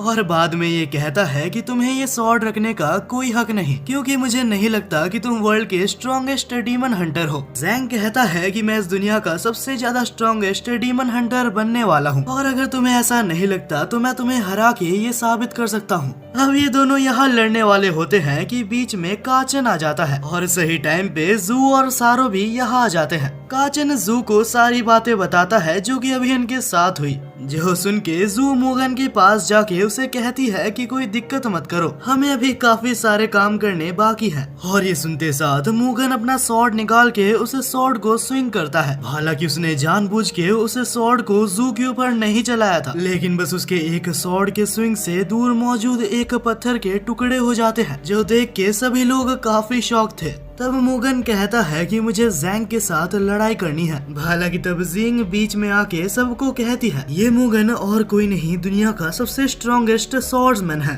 हालांकि तब जिंग बहाना बनाते हुए कहती है कि अभी तक जैंग रिकवर नहीं हुआ, क्योंकि उसे काफी सारे इंजरीज है, तो इस वक्त वो लड़ नहीं सकता। मूगन कहता है कि अगर ऐसा है तो मैं तुम्हें आधे दिन का टाइम देता हूँ, लेकिन यहाँ से भागने की कोशिश मत करना, वरना तुम में से कोई भी यहाँ से जिंदा वापस नहीं जाएगा। अब अगले सीन में वो सभी लोग शिप में वापस आ चुके थे, जहाँ जिंग कहती है कि मूगन ने इस सेक्रेड स्वॉर्ड को डीमन क्लैन से चुराया था और जब डीमन किंग को इस बारे में पता चला तो वो उसको मारने के पीछे पड़ा रहा। हालांकि स्वॉर्ड के साथ मूगन इतना ज्यादा ताकतवर बन चुका था कि उसने डीमन किंग को मार गिराया। प्रेजेंट में जू कहती है कि ऐसा कोई चांस ही नहीं है कि हम उसके खिलाफ जीत पाए। हालांकि जैंग कहता है कि नहीं, मेरे पास ये दोनों स्वॉर्ड्स हैं और अगर चैन मूगन को इस स्वॉर्ड की मदद से हरा पाया था तो शायद कोशिश करने पे मैं भी उसे हरा सकता हूँ। जैंग कहता है कि ये स्वॉर्ड डीमन हंटर्स अपने जनरेशंस को पास करते हैं। मुझे इतना पता है कि इस स्वॉर्ड के अंदर कोई हिडन एबिलिटी है और अगर ये स्वॉर्ड मुझे दी गई है तो इसका मतलब मेरे अंदर कोई क्वालिटी होनी चाहिए। लेकिन जू कहती है कि हम इतना रिस्क नहीं ले सकते, हमें जल्द से जल्द यहाँ से निकलना चाहिए। सारो कहता है कि शायद ये इतना ज्यादा इजी नहीं होने वाला, क्योंकि जैसे ही हम यहाँ से निकलेंगे तो मुगन को इस बारे में पता चल जाएगा। आखिरी टाइम पे जो उसने मैजिक किया था उसकी वजह से हम यहाँ से नहीं निकल सकते। जैंग कहता है कि अच्छी बात है, मेरा यहाँ से भागने का कोई प्लान नहीं था। वो ये भी कहता है कि अगर अभी हम भाग जाते हैं तो फ्यूचर में आने वाले स्ट्रॉन्गर ओपोनेंट्स को हम कैसे फेस करेंगे। उसे ये भी याद आता है कि कैसे उसके फादर ने उसे और उसके भाई को प्रोटेक्ट किया था और कैसे उसके फादर ने कभी हार नहीं मानी। और वो ये भी कहता है कि अगर मुझे अपनी जिंदगी भी देनी पड़े मैं काचन को प्रोटेक्ट करूंगा। हालांकि काचन गुस्से में कहता है कि मैं प्रोटेक्ट नहीं होना चाहता, मैं अपनी आप की प्रोटेक्शन कर सकता हूँ।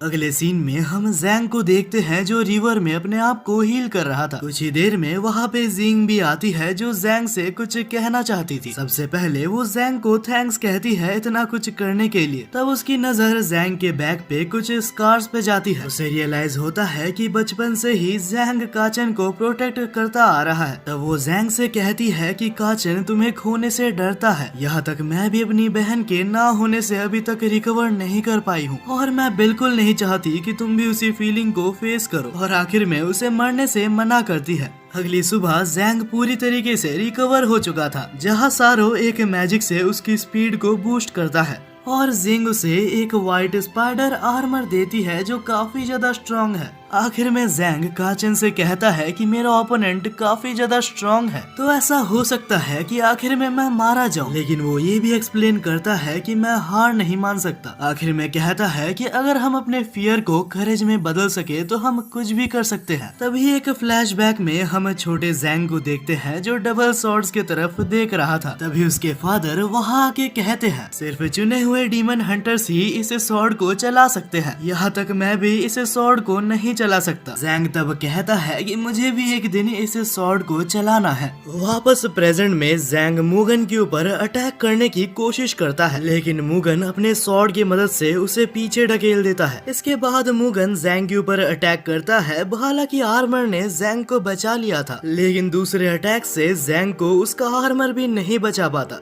और जैंग इंजोर्ड हो जाता है। तब सारो नोटिस करता है कि मुगन का स्वॉर्ड बहुत ही लंबा है और इससे मुगन को एक एडवांटेज मिलता है। अब जब जैंग मुगन के अटैक्स को डॉज कर रहा था तब उसे अपना एक पास्ट याद आता है जब उसके डैड उसके साथ प्रैक्टिस करते थे। हालांकि जैंग उससे कंप्लेन करता है क्योंकि जैंग के फादर के पास एक लंबी वेपन थी। जैंग अपने फादर को एक चीटर कहता है और वहाँ से भागने लगता है। हालांकि भागते हुए वो अपने वेपन को अचानक से फेंकता है, लेकिन उसके फादर उस वेपन को डिफ्लेक्ट करके उस डुएल को जीत जाते हैं और आखिर में कहते हैं कि तुम्हारे ट्रिक्स बिल्कुल भी इफेक्टिव नहीं है और जैंग तुम्हें और ज्यादा ट्रेनिंग करनी होगी। बाद में हम जैंग को रात को ट्रेनिंग करते हुए देखते हैं, जहां अचानक से उसके ऊपर काफी सारे चमगादड़ हमला कर देते हैं, लेकिन अपने स्वॉर्ड की मदद से वो उसे हरा नहीं पाता और लड़ते हुए जैंग को समझ आता है कि उसके वेपन्स की कोई गलती नहीं है और तब वो रियलाइज करता है कि एक वेपन की रीच अच्छे टेक्निक्स के मदद से काउंटर की जा सकती है। अगली सुबह हम देखते हैं कि सारे चमगादड़ हार चुके थे, जहां जैंग अपने फादर के साथ एक और डुएल करता है, जहां इस बार अपने नए टेक्निक के साथ जैंग अपने फादर के ऊपर भी भारी पड़ रहा था। उसके डैड हमला करते हैं, लेकिन जैंग उस हमले को डॉज करने में कामयाब होता है और आखिर में वो अपने फादर तक को हरा देता है। प्रेजेंट में मुगन और जैंग की फाइटिंग कंटिन्यू होती है, जहां जैंग दोनों के डिस्टेंस को क्लोज करते हुए पास जाता है। वो दोनों एक दूसरे के ऊपर कंटिन्यूअसली हमला करते रहते हैं, जहां मुगन के सारे अटैक्स को जैंग डॉज कर रहा था। यहाँ तक एक अटैक की मदद से मुगन बहुत ही दूर जाके गिरता है। एक सेकंड के लिए ऐसा लगता है कि जैंग जीत गया, लेकिन फिर मुगन उठ के कहता है कि शायद मुझे सीरियस होना पड़ेगा। तभी मुगन एक ऐसा हमला करता है जिससे उसके स्वॉर्ड के चारों तरफ एक ब्लैक एनर्जी गैदर होती है। यहाँ तक उसके हमले के वजह से जैंग के आर्मर के ऊपर काफी डैमेज आता है, जो देख के जिंग कहती है कि अगर बार बार वहीं पे हमला हुआ तो शायद आर्मर टूट जाएगा। और ये बात मुगन को भी पता थी, जिस वजह से वो वहीं पे हमला करता है और इवेंचुअली वो आर्मर कमजोर होके टूट जाता है। जैंग कहता है कि तुम काफी ज्यादा स्ट्रॉन्ग हो और शायद ही मैं आज तुम्हें हरा सकता हूँ। हालांकि जैंग और मुगन की फाइट काफी देर तक चलती है। जैंग हार नहीं मानता क्योंकि उसे पता है उसे अपने भाई को बचाना है। हालांकि मुगन उसे बहुत ही खतरनाक तरीके से मारता है और कहता है कि तुम बस फाइट करके अपने आप को मारना चाहते हो और तुम चैन के लेवल तक कभी भी नहीं पहुंच सकते। अगर तुम अपने आप को ही नहीं बचा सकते तो आखिर अपने छोटे भाई को क्या ही बचाओगे। लेकिन ज़ैंग को ऐसा लगता है कि अपनी जान दे के भी अगर मैं किसी और को बचा पाऊँ तो मुझे चलेगा। तभी ज़ैंग के एक और फ्लैशबैक में हमें दिखाया जाता है कि वो एक बेयर से लड़ रहा था, लेकिन उससे लड़ते वक्त वो इंजर्ड हो गया था और जैसे ही उसका ब्लड उसके स्वॉर्ड तक जाता है तो एक बहुत ही मिस्टीरियस पावर अनलॉक होता है और स्पेशल एबिलिटी के साथ वो इतना ज्यादा ताकतवर बनता है कि लिटरली उसे कोई नहीं हरा सकता। हालांकि सही टाइम पे उसके फादर उसे रोकने में कामयाब रहते हैं क्योंकि ये पावर बहुत ही ज्यादा खतरनाक है और इसे यूज करने से बॉडी को उसकी कीमत चुकानी पड़ती है। यहाँ तक इस पावर को यूज करने से उसकी जान भी जा सकती है। वहीं पे प्रेजेंट में ज़ैंग डिसाइड करता है कि वो उस पावर का यूज करेगा। वो अपने हाथों को काट के उस ब्लड को स्वॉर्ड तक जैसे ही लेता है तो मिस्टीरियस पावर एक्टिवेट होती है। मुगन इस अटैक को देखते साथ पहचान जाता है कि इस अटैक का नाम ब्लड सैक्रिफाइस है। वहीं पे ज़ैंग बस एक ही अटैक से मुगन को बहुत इंजर्ड कर देता है और उसे मारने के बाद जैसे ही हम ज़ैंग को देखते हैं तो उसकी आईज रेड ग्लो कर रही थी और वो बिल्कुल ही एक डीमन की तरह दिख रहा था। लेकिन तब मुगन कहता है कि मुझे हराने के लिए ये काफी नहीं है और ज़ैंग को पीछे ढकेलते हुए कहता है कि तुम चैन के आसपास भी नहीं हो। तब हमें फिर से उस फाइट को दिखाया जाता है जहां मुगन और चैन लड़ रहे थे। चैन को देखकर मुगन सोचता है कि आखिर चैन क्या सोच रहा है क्योंकि उसे देख के ऐसा नहीं लगता कि वो जीतने के बारे में सोच रहा है। तब चैन कहता है कि मैं बस इस दुनिया में सब कुछ खत्म करना चाहता हूँ। लेकिन मुगन को लगता है कि वो पागल हो गया है और कुछ भी बोल रहा है। उसे ऐसा लगता है कि फाइट करने का मतलब ये प्रूव करना होता है कि कौन स्ट्रॉन्ग है। लेकिन चैन कहता है कि ये सपना एक बहुत ही बड़ा झूठ है। इससे कोई फर्क नहीं पड़ता कि तुम जीतो या हारो क्योंकि इस दुनिया में हमेशा कोई ऐसा होगा जो कि तुमसे ज्यादा स्ट्रॉन्ग होगा और इस तरीके से तुम कभी भी एक स्ट्रॉन्ग प्लेयर नहीं बन सकते। ये कहते हुए चैन अपना मूव यूज कर मुगन को हरा देता है। प्रेजेंट में मुगन ये सारी बातें याद करते हुए ज़ैंग के ऊपर हमला करता है। उस हमले से ज़ैंग बहुत ही दूर जाके एक नदी के अंदर चला जाता है, लेकिन ज़ैंग को वापस खड़े होने में एक सेकंड भी नहीं लगता। तब मुगन सोचता है कि क्या ज़ैंग हमारे सपने को सच कर पाएगा और इस वक्त ज़ैंग के फाइट को देखते हुए मुगन को लगता है कि वो एक वर्दी ओपोनेंट है और यहाँ तक ज़ैंग को इतना पावरफुल देख के जू को लगता है कि वो जीत सकता है। लेकिन उसी वक्त ज़ैंग चलते हुए उनके पास आता है। उन्हें समझ नहीं आता कि आखिर ज़ैंग को क्या हुआ, लेकिन ज़ैंग ने अपने ऊपर से अपना कंट्रोल खो दिया था और वो उनके ऊपर ही अटैक करने लगता है। ज़ैंग इस वक्त सभी को अपने एनिमी की तरह देख रहा था और उसी वक्त वो जिंग के ऊपर हमला करता है, लेकिन बिल्कुल सही टाइम पे सारो उसके ऊपर मैजिक यूज करता है और आइस मैजिक की मदद से वो ज़ैंग को वहाँ पे रोकता है। उसी वक्त काचन ज़ैंग के सामने जाता है और उससे पूछता है कि बड़े भाई क्या सब कुछ ठीक है। लेकिन ज़ैंग अभी तक कंट्रोल में नहीं आया था और काचन के ऊपर हमला करता है। ज़ैंग कहता है कि मैं इस दुनिया में सारे डीमंस को मार डालूंगा। ये कहते हुए वो फिर से जिंग के ऊपर हमला करने जाता है, लेकिन उसी वक्त मुगन उसके ऊपर अटैक करके उसे बेहोश कर देता है। उसी वक्त ज़ैंग को एक विजन आता है उन दोनों स्वॉर्ड्स का जो कि चैन के पास था। ज़ैंग उसे स्वॉर्ड से कहता है कि अपनी पावर मुझे दो क्योंकि मुझे जीतना है और उसी वक्त वो चैन की एक मेमोरी देखता है जहां वो गोंग यानी कि काचन और ज़ैंग के फादर के साथ एक मिशन में गया था। जैसे ही वो लोग एक विलेज के पास से जाते हैं तो वो लोग रियलाइज करते हैं इस विलेज में बहुत सारे ऐसे गरीब हैं जिनको खाना तक नहीं मिलता। और उसी वक्त हमें एक बच्चा दिखाया जाता है जो कि सबको वार्न कर रहा था। वो कहता है कि डीमंस फिर से आ चुके हैं हमें खाने के लिए और कुछ ही देर में उस विलेज के पास बहुत सारे डीमंस आ जाते हैं। उनमें से एक डीमन चैन के ऊपर हमला करने की कोशिश करता है, लेकिन चैन उस डीमन को इंस्टेंटली मार देता है। तब वहाँ मौजूद सारे डीमंस एक साथ चैन के ऊपर हमला करने की कोशिश करते हैं, लेकिन हमारा चैन उन डीमंस के लिए कुछ ज्यादा ही पावरफुल था और इन सब को जड़ से खत्म करने के लिए वो एक केव के अंदर जाता है जहाँ वो बहुत सारे बच्चे डीमंस और एक बूढ़े डीमन को देखता है जहाँ वो बूढ़ा डीमन कहता है कि चाहे तुम मुझे मार दो लेकिन प्लीज इन बच्चों को जीने दो, इनकी कोई भी गलती नहीं है। कुछ ही देर में गोंग भी उस केव के पास पहुंच जाता है और चैन को रियलाइज करवाता है कि हमारा मिशन ये है कि हम सारे डीमंस को मार सके। लेकिन तब चैन कहता है कि मैं ये नहीं कर सकता, मुझे ये सही नहीं लगता कि मैं ह्यूमन रेस को बचाने के लिए किसी और रेस को खत्म कर दूं। वेल गोंग को लगता है कि हमें इस दुनिया को बदलने के लिए इन डीमंस को मारना होगा, लेकिन चैन कहता है कि किसी को मारने से कुछ नहीं बदलने वाला और वो गोंग से कहता है कि मैं वेस्ट की तरफ जा रहा हूँ, मैं कोशिश करूंगा कि मैं इन सब कुछ को एक ही साथ एंड कर सकूं। और वो गोंग को प्रॉमिस करता है कि वो दोनों फिर से कभी जरूर मिलेंगे।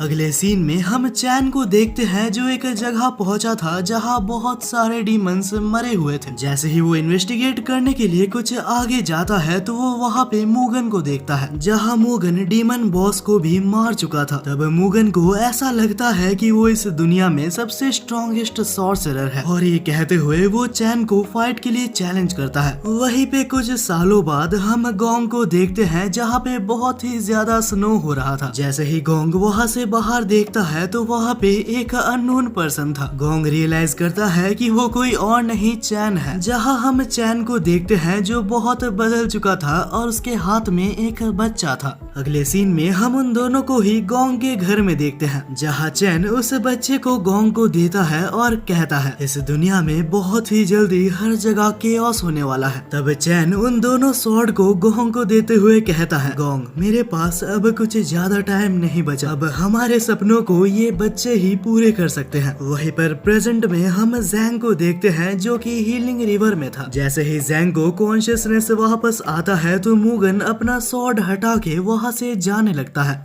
मुगन कहता है कि पास्ट में चैन ने मुझे नहीं मारा था तो मैं बस तुम्हें ये फेवर रिटर्न कर रहा हूँ, लेकिन इसके बाद हम जब भी मिलेंगे मैं तुम्हें जिंदा नहीं छोड़ने वाला। ये कहकर मुगन वहाँ से जैसे ही जाता है तो जैंग के सारे इंजुरीज हील हो जाते हैं। काचन बहुत ही ज्यादा रिलीव्ड था कि उसका भाई फाइनली वापस आ चुका है। तब जैंग बाकी सभी को अपने ये छोटे से सपने के बारे में बताता है। काचन सोचता है कि क्या उसका रॉड भी चैन से रिलेटेड है। वेल जैंग कहता है कि ये सब पता लगाने के लिए हमें और सोल फ्रैगमेंट्स इकट्ठा करने होंगे। अगले सीन में वो सभी लोग इस शिप में रिटर्न कर गए थे, लेकिन उन्हें नहीं पता था कि आगे उन्हें क्या करना है। तब सारो उनको शालॉन सिटी के बारे में बताता है जो कि इस दुनिया का सबसे ज्यादा हाईटेक सिटी है। यहाँ तक इस सिटी में ज्यादातर बहुत सारे इमोर्टल्स भी रहते हैं। जैंग और काचन बहुत ही ज्यादा एक्साइटेड हो जाते हैं और वो सभी लोग उस सिटी के तरफ जाने लगते हैं। वहीं पे शालान सिटी में हम यंग प्रिंस शेन्यू को देखते हैं, जिसके सामने एक पर्सियन वुमेन थी जो कि उससे शादी करने आई थी।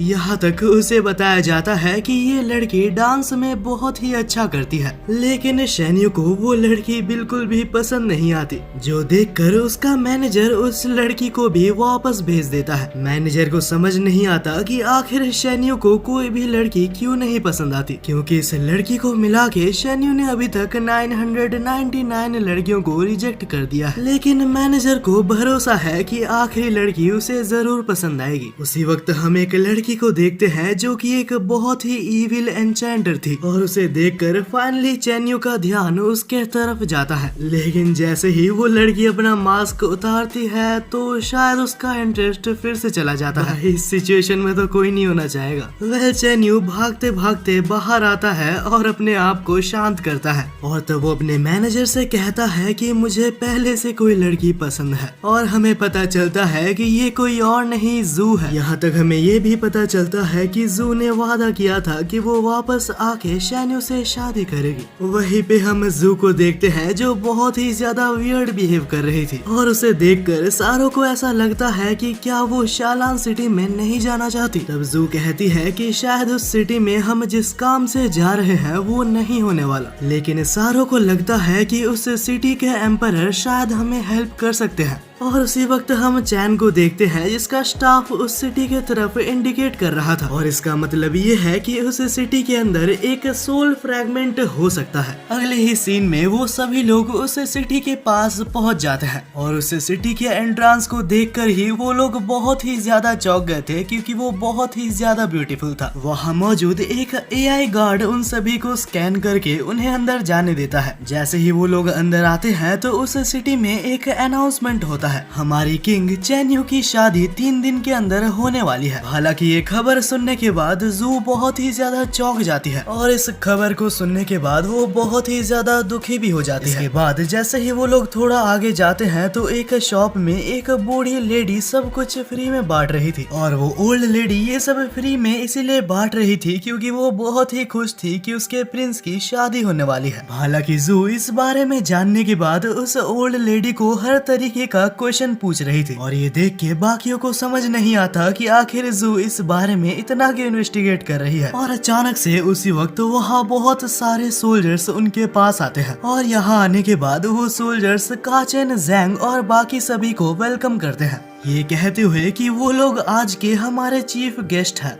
ये सुनने के बाद वो सभी लोग पूरी तरीके से चौंक गए थे, लेकिन अगले ही सीन में जैंग और काचन खाना खा रहे थे। उसी वक्त हम चैन यू को देखते हैं जो कि सभी लोगों को इस सिटी में वेलकम करते हैं। तब जिंग चैन यू से कहती है कि ये पूरी तरीके से सरप्राइज था, हमें नहीं पता था कि हम इनवाइटेड होने वाले हैं, तो हमने कोई गिफ्ट नहीं लाया। तब चैन यू कहता है कि एक्चुअली तुम लोगों ने मेरे लिए सबसे बड़ा गिफ्ट लाया है। और उसी वक्त सभी को पता चलता है कि जिससे चैन यू की शादी होने वाली है वो कोई और नहीं जू है। यहाँ तक इस शादी के लिए चैन यू के मैनेजर ने सारे प्रिपरेशंस भी कर लिए थे। तब चैन यू कहता है कि जैसे ही तुम लोग रिटर्न हुए तो मुझे पता चल गया कि जू वापस आ चुकी है, और तब चैन यू जू से उसके प्रॉमिस के बारे में बात करता है। उसी वक्त हमें एक फ्लैशबैक में दिखाया जाता है कि चैन यू को बहुत सारे बुलीज परेशान कर रहे थे, क्योंकि चैन यू एक लो रैंक से बिलोंग करता था, तो वो कहते हैं कि वो चैन यू को बहुत मारेंगे। लेकिन ये देखने के बाद जू उन सारे बुलीज को बहुत ही अच्छी तरीके से मजा सिखाती है। कुछ देर बाद चैन यू जू का शुक्रिया अदा करता है और कहता है कि तुम बहुत ही ज्यादा अमेजिंग हो, और वो कहता है कि जब हम बड़े हो जाएंगे तो मैं चाहता हूँ कि हम दोनों शालान सिटी में जाएं, क्योंकि मैं चाहता हूँ कि तुम बड़ी होके मेरी ब्राइड बन सको।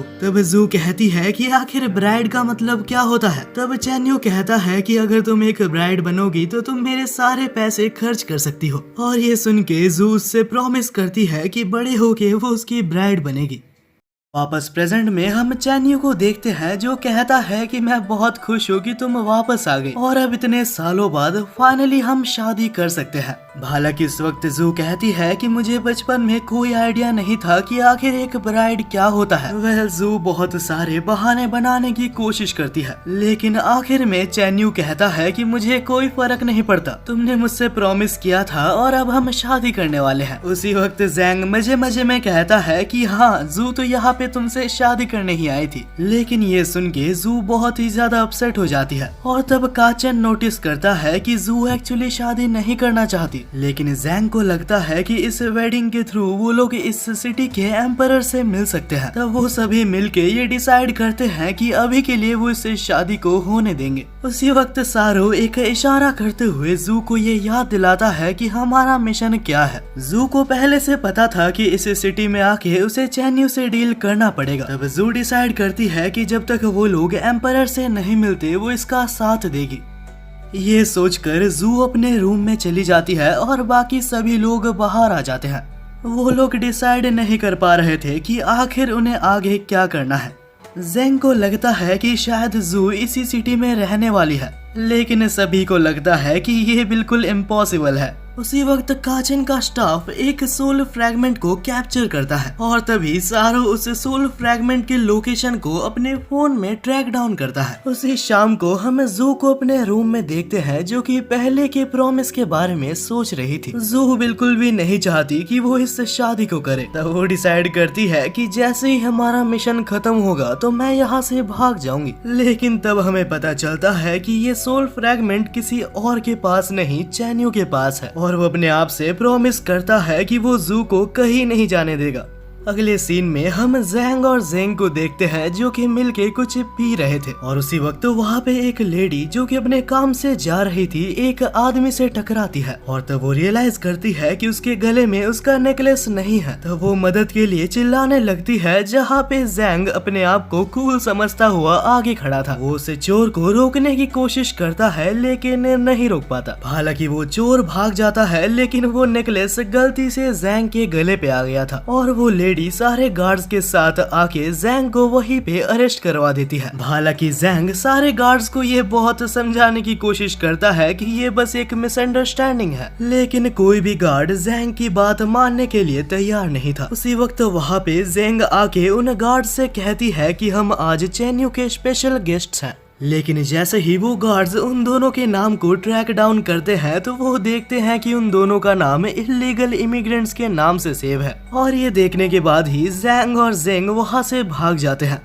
वहीं पे सारो और काचिन सोल फ्रैगमेंट को हर जगह पे खोजे जा रहे थे, लेकिन बहुत खोजने पे भी उन्हें सोल फ्रैगमेंट कहीं भी नहीं मिलता। काचिन देखता है कि उसका स्टाफ सिटी के गेट के तरफ इशारा कर रहा है। तब उसे लगता है कि शायद सोल फ्रैगमेंट इस सिटी में नहीं है और यही जानने के लिए वो लोग कुछ देर के लिए सिटी से बाहर जाते हैं, लेकिन सिटी से बाहर जाते साथ ही उसका स्टाफ रिस्पॉन्ड करना बंद कर देता है। ये देखकर वो लोग काफी डिसअपॉइंट थे, लेकिन वो लोग सिटी में वापस जाने वाले थे। हालांकि सिटी में वापस जाने से पहले वहाँ एक अनाउंसमेंट होता है। कुछ ही देर में वेडिंग सेरेमनी चालू होने वाली है और किसी को भी सिटी में एंटर नहीं करने दिया जाएगा। ये अनाउंसमेंट सुनते साथ ही काचिन दौड़ के सिटी के अंदर जाने की कोशिश करता है, लेकिन तब तक बहुत लेट हो चुका था और एक बैरियर उन दोनों को अंदर आने से रोक रहा था। सारो को समझ नहीं आता कि आखिर सिटी को बंद क्यों किया गया है। उसी वक्त वहाँ पे एक बूढ़ा सा आदमी आता है जो कहता है, मैंने बहुत ही मुश्किल से कुछ हर्ब्स कलेक्ट किए हैं ताकि मैं अपनी बेटी को ठीक कर सकूं। ये सुनने के बाद काचिन वहाँ मौजूद गार्ड से बात करता है, लेकिन वो गार्ड्स रिप्लाई करते हैं कि हम बस चेन्यू के ऑर्डर्स को फॉलो कर रहे हैं। सारो उस ओल्ड मैन से पूछता है कि क्या इससे पहले भी कभी ऐसा हुआ है, लेकिन ओल्ड मैन कहता है कि यह पहली बार है कि उन्होंने सिटी को बंद कर दिया। काचिन बहुत तरीके के ट्रिक्स अप्लाई करता है लेकिन वो ऊपर नहीं चढ़ पाता। काचिन की मदद करने के लिए सारो अपने मैजिक का यूज करता है, लेकिन उसका मैजिक भी डिस्पेल हो जाता है। इतना कुछ ट्राई करने के बाद भी वो लोग सिटी के अंदर नहीं पहुँच पाते। तभी वो ओल्ड मैन कहता है कि हमारे पास एक और रास्ता है। यहाँ पे एक टनल मौजूद है जो कि सीधा सिटी के अंदर कनेक्ट होता है। अगले ही सीन में हम सभी को उस टनल के अंदर देखते हैं और वो सब टनल के अंदर चले जाते हैं, लेकिन अचानक से सामने एक और बैरियर आता है जो कि सिर्फ काचिन को ही रोक रहा था। तब सारो इस बैरियर को देखते हुए ये रियलाइज करता है कि ये बैरियर मॉर्टल्स को बाहर रखने के लिए बनाया गया है, और क्योंकि सारो इमॉर्टल है तो वो अंदर जाके एक स्विच को ऑन करता है और वो स्विच ऑन होते साथ ही वो बैरियर वहाँ से हट जाता है। वो लोग आगे बढ़ते बढ़ते वहाँ एक डेड एंड में आ जाते हैं। हालांकि ऊपर एक जाने का रास्ता था। जैसे ही वो ऊपर चढ़ते हैं तो वो रियलाइज करते हैं कि वो किसी तरीके के मैजिक शो में आ चुके हैं। हालांकि उसी वक्त सारो अपने मैजिक को काचिन के ऊपर यूज करके वहाँ कुछ मैजिक ट्रिक्स दिखाता है। सभी को ऐसा लगता है कि ये शो मैजिक का ही एक पार्ट है, लेकिन वहाँ मौजूद लड़की गार्ड्स को कंप्लेन कर देती है, जिस वजह से सारो और काचिन को वहाँ से भागना पड़ता है। भागते भागते वो एक क्राउड के अंदर आ जाते हैं ताकि वो बच सके, लेकिन उसी क्राउड में सभी को ये बता दिया गया था कि ये दोनों एक क्रिमिनल है, और क्योंकि सभी लोग काचिन और सारो के बारे में जानते थे तो सभी लोग उन्हें देखने लगते हैं।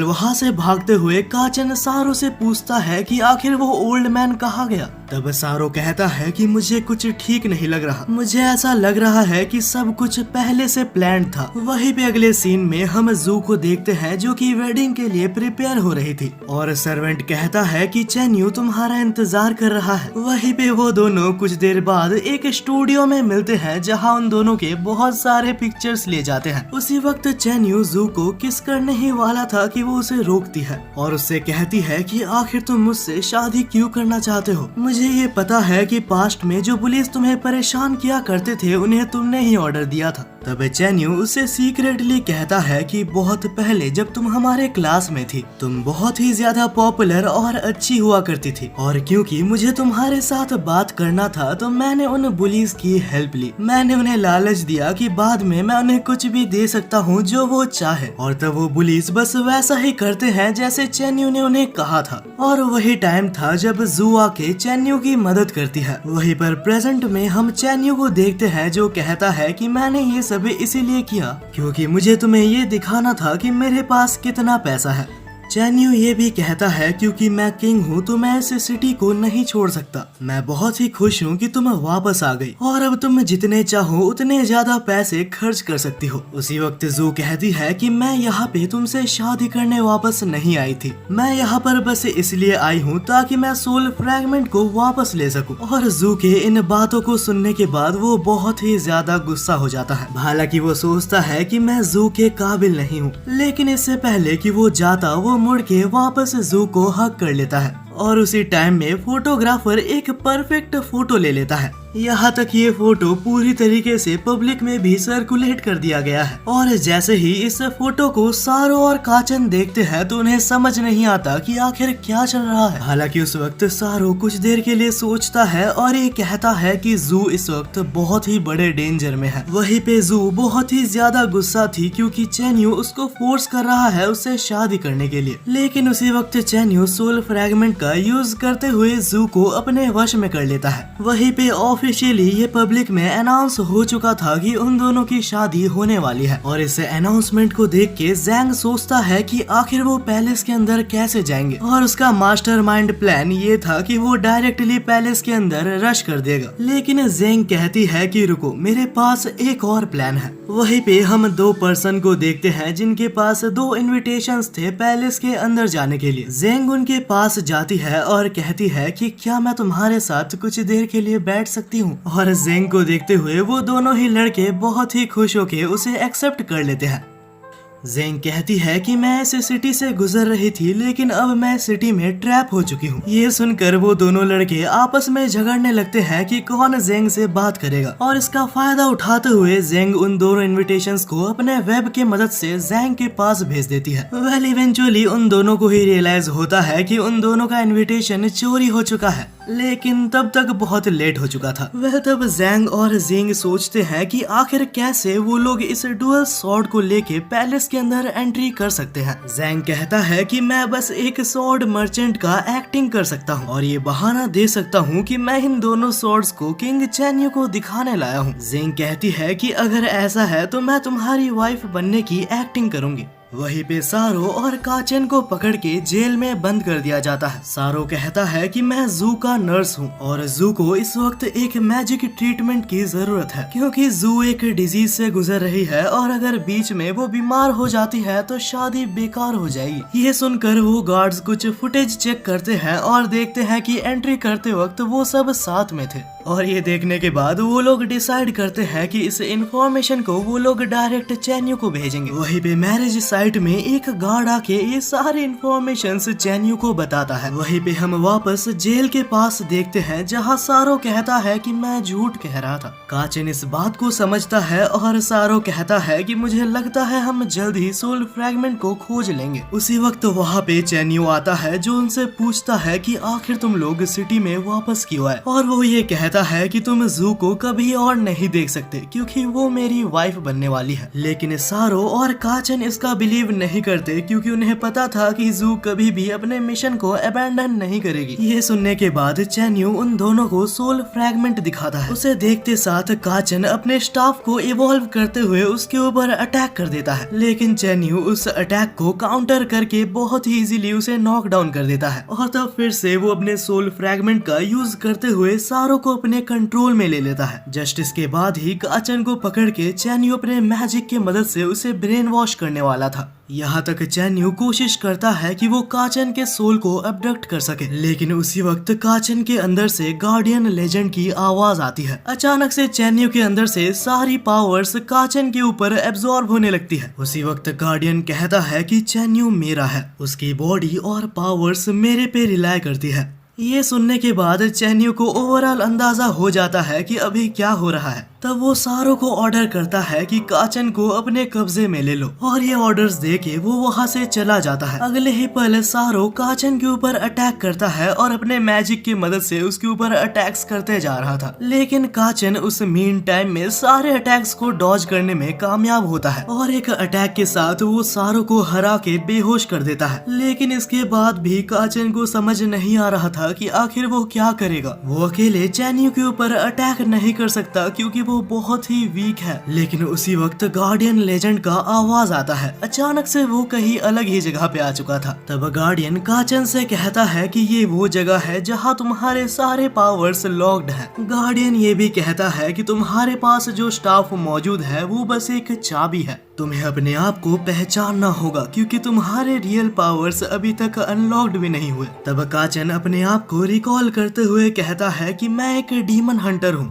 ये कहते साथ अचानक से वो नीचे गिरने लगता है। उसी वक्त काचन के सामने उसका स्टाफ आता है जो कि ग्लो कर रहा था। इससे पहले कि वो कुछ और समझ पाता वो अपने आप को फिर से जेल में पाता है। काचन को कुछ समझ नहीं आता कि अभी अभी क्या हुआ। काचन सोचता है कि प्रोबेबली ये कोई इल्यूजन था। तब काचन बहुत ही जोर जोर से मदद मांगने के लिए चिल्लाने लगता है और ये सुनकर वहाँ चेकिंग करने के लिए एक गार्ड आता है, लेकिन काचन उस गार्ड को नॉकआउट करके वहाँ से निकलने में कामयाब रहता है। काचन उस डंजन को एस्केप करने की बहुत कोशिश करता है लेकिन वो गुम चुका था। उसी वक्त हम एक अननोन मैन को देखते हैं जो कहता है कि मैं तुम्हारी हेल्प कर सकता हूँ। वो पर्सन कहता है कि मैं तुम्हें इस डंजन से बाहर निकलने में मदद करूंगा, लेकिन मुझे यहाँ से निकालो। तब हमें पता चलता है कि ये कोई और नहीं इस किंगडम का एम्परर है। वो कहता है कि मेरे बेटे चैन्यू ने मुझे यहाँ पे कैद कर दिया है, लोगों को ये कहते हुए कि मुझे कोई डिजीज है और मैं अकेला रह रहा हूँ। काचन का स्टाफ एम्परर के तरफ रिस्पॉन्ड करता है और काचन को बिलीव होता है कि वो सच बोल रहा है। अगले सीन में वो एम्परर को आजाद करते हुए कहता है, मेरा पूरा ग्रुप इस सिटी में बस इसलिए आया था ताकि हम तुमसे मिल सके। हम यहाँ पे सोल फ्रैगमेंट्स इकट्ठा करने आए हैं। ये सुनकर एम्परर कहता है कि मैं समझता हूँ और मैं तुम्हारी हेल्प करूंगा और चैन्यू ने जो भी किया है मैं उसे उसकी सजा दे के रहूंगा।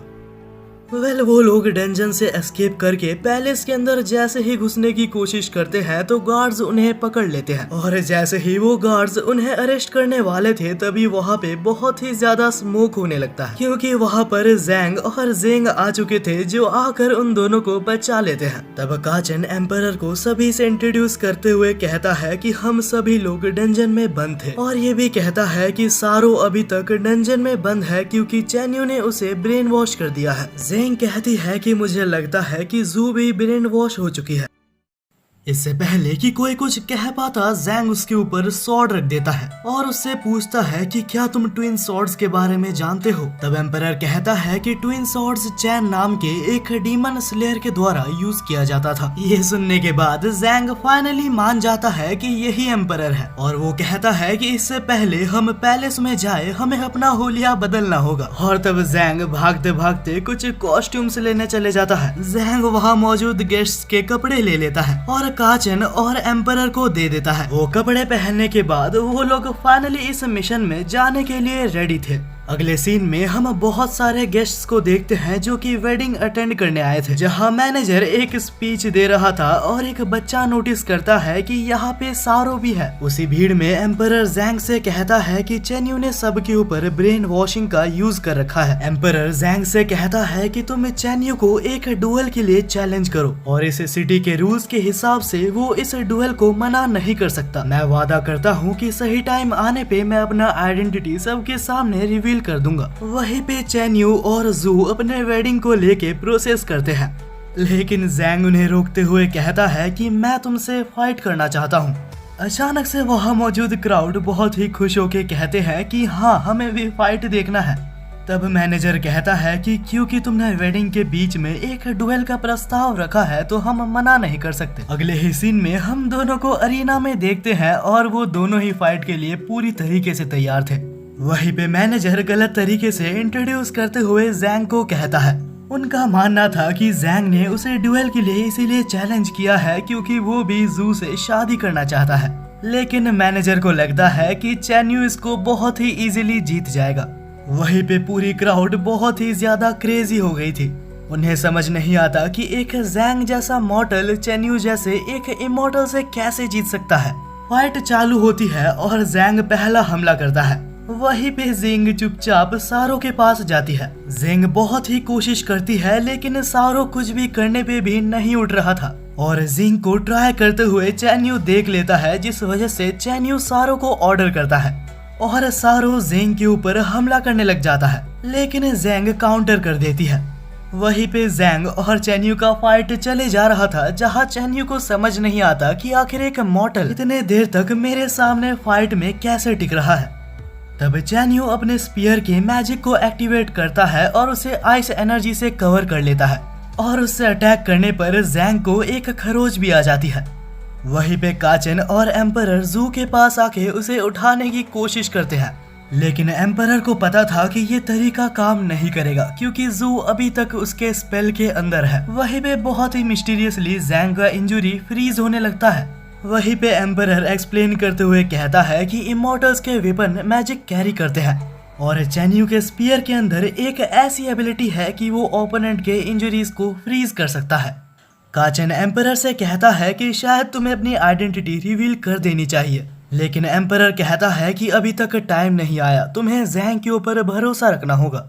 वहीं पे चेन्यू को लगता है कि जैंग का ट्विन स्वॉर्ड्स उसके लिए कोई मैच नहीं है, लेकिन जैंग ऑरा फार्म करते हुए कहता है कि मैं तुमसे ज्यादा स्ट्रॉन्गर ओपोनेंट से लड़ चुका हूँ। वहीं पे फाइट कंटिन्यू होती है, जहां चेन्यू कहता है कि तुम्हें अपने ऊपर गिव अप कर देना चाहिए क्योंकि तुम कभी भी सोल फ्रैगमेंट से इकट्ठा नहीं कर पाओगे। ये कहते हुए वो जैंग को दूर ढकेल देता है और कहता है कि एक मॉर्टल कभी भी मॉर्टल को नहीं हरा सकता। उस वक्त जैंग कहता है कि एक ह्यूमन के साथ कोई लिमिट नहीं होती। ये कहते हुए जैंग अपने ट्रू पावर को रिवील करता है और वो दोनों लड़ना कंटिन्यू करते हैं। यहाँ तक इस बार जैंग चेन्यू के ऊपर एक हिट लैंड करने में कामयाब भी होता है। तब चेन्यू डिसाइड करता है कि मैं अभी सीरियस होने वाला हूँ और अगर तुम मेरे साथ कीप अप नहीं कर पाए तो तुम मारे जाओगे। इसके बाद वो दोनों ही अपने फुल पावर में पूरी तरीके से खतरनाक होकर लड़ने लगते हैं। ये पावर इतनी ज्यादा खतरनाक थी, वहाँ मौजूद सभी लोगों को इससे इफेक्ट हो रहा था और इस फाइट को देखते हुए एम्परर को लगता है कि ये सही टाइम है उसकी आइडेंटिटी रिवील करने के लिए।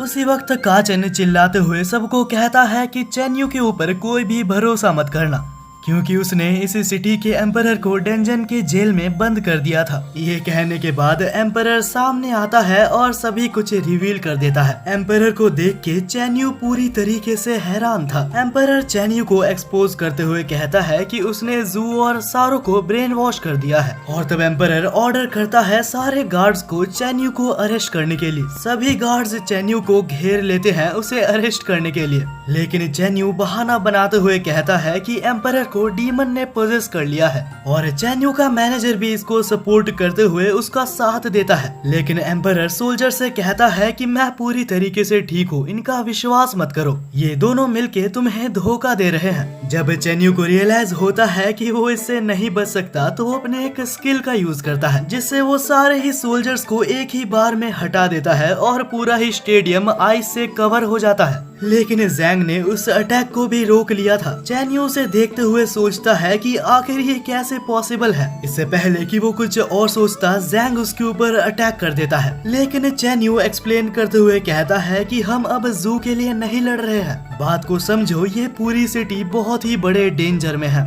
जैंग उसका भरोसा नहीं करता और हमला करना जारी रखता है। तब चेन्यू एक्सप्लेन करता है कि एम्परर ने तुम सभी का यूज किया है। तभी हम एम्परर को देखते हैं जिसके अंदर से एक डार्क एनर्जी निकलती है और वो एनर्जी एक लड़की के रूप में तब्दील हो जाती है जिसका नाम सुजू था। वो हंसते हुए कहती है कि मैं एम्परर के बॉडी में अब तक छुपी हुई थी और हमें पता चलता है कि एम्परर के बॉडी में सुजू नाम के एक डिमोनिक स्पिरिट ने कब्जा कर लिया था और एम्परर ने ही चेन्यू को ऑर्डर किया था कि वो उसे डंजन के एक जेल में बंद कर दे। वहीं पर प्रेजेंट में चेन्यू सोचता है कि इस बार वो सुजू को कैद करके रहेगा, लेकिन जैंग बहुत ही ज्यादा गुस्सा था क्योंकि ये कोई और नहीं वही औरत है जिसने कि उसके फादर को मारा था। तब डीमन सुजू जैंग को देखते हुए उसे रिमेम्बर करती है और कहती है कि तुम बहुत ही बड़े हो गए गए हो। और वो उसके फादर का मजाक उड़ाते हुए कहती है कि तुम्हारे फादर बहुत ही वीक थे। बिना एक शब्द सुनते हुए जैंग उसके ऊपर अटैक करने जाता है, लेकिन वो काचन को पकड़ के उसके सामने ला देती है। वो काचन को अपने स्ट्रिंग्स के मदद से कंट्रोल कर रही थी और अपने ही भाई के ऊपर अटैक करवा रही थी। जैंग सुजू से कहता है कि मेरे भाई को जाने दो। वहीं पे चेन्यू भी इस फाइट को ज्वाइन कर लेता है, लेकिन सुजू कहती है कि तुम्हारे पास एक और ओपोनेंट है। तभी हम उसी बूढ़े आदमी को देखते हैं जो कि अचानक से उसी रेड डीमन में ट्रांसफॉर्म हो जाता है, जिसको कि इससे पहले जैंग के फादर ने हराया था। वो डीमन आते साथ चेन्यू और जैंग के ऊपर हमला करके उन्हें दूर हटा देता है। तब चेन्यू और जैंग रियलाइज करते हैं कि उनके ओपोनेंट एक है और वो दोनों एक साथ लड़ते हैं, लेकिन फिर भी वो उस डीमन को नहीं हरा पा रहे थे। चेन्यू रियलाइज करता है कि उसके वेपन उसके सामने इनफेक्टिव है। तब वो अपने सोल फ्रैगमेंट को निकालता है और अपने स्पीयर में अटैच कर देता है। ये करने के बाद चेन्यू एक अटैक से उस डीमन को वहाँ पर फ्रीज कर देता है और जैंग अटैक करके उसे घायल कर देता है। लेकिन कुछ ही देर में वो डीमन फिर से फ्री हो जाता है और इस बार वो जू के ऊपर अटैक करने वाला था, लेकिन इससे पहले कि वो अटैक करता चेन्यू सामने आके उसे बचा लेता है। चेन्यू उस डीमन के ऊपर एक अटैक करता है, लेकिन हम देखते हैं कि चेन्यू भी बहुत ही बुरी तरीके से घायल था। उसी वक्त जैंग पीछे से आता है और बहुत सारे अटैक्स एक साथ करता है और फाइनली उस रेड डीमन को नॉकआउट कर देता है। तब चेन्यू जू से कहता है कि मुझे माफ कर दो, मैंने तुम्हें फोर्स किया यहाँ रहने के लिए। मुझे लगता है कि मुझे सही सजा मिली है और मैं मरने वाला हूँ। तब जू चेन्यू को चुप करवाते हुए कहती है कि मैंने हमेशा से हमारे प्रॉमिस को याद रखा था, बस मैं इस वक्त शादी नहीं करना चाहती थी क्योंकि हमने एक दूसरे को इतने दिनों तक नहीं देखा था। मैं तुम्हें पहले अच्छे से जानना चाहती थी, लेकिन चेन्यू को पता है कि उसके पास अब ज्यादा टाइम नहीं बचा। तब चेन्यू उसे सोल फ्रैगमेंट देते हुए कहता है कि इसे यूज करना अपने आप को प्रोटेक्ट करने के लिए। और ये काम करने के बाद चेन्यू वहाँ पे आखिरी सांसें लेता है।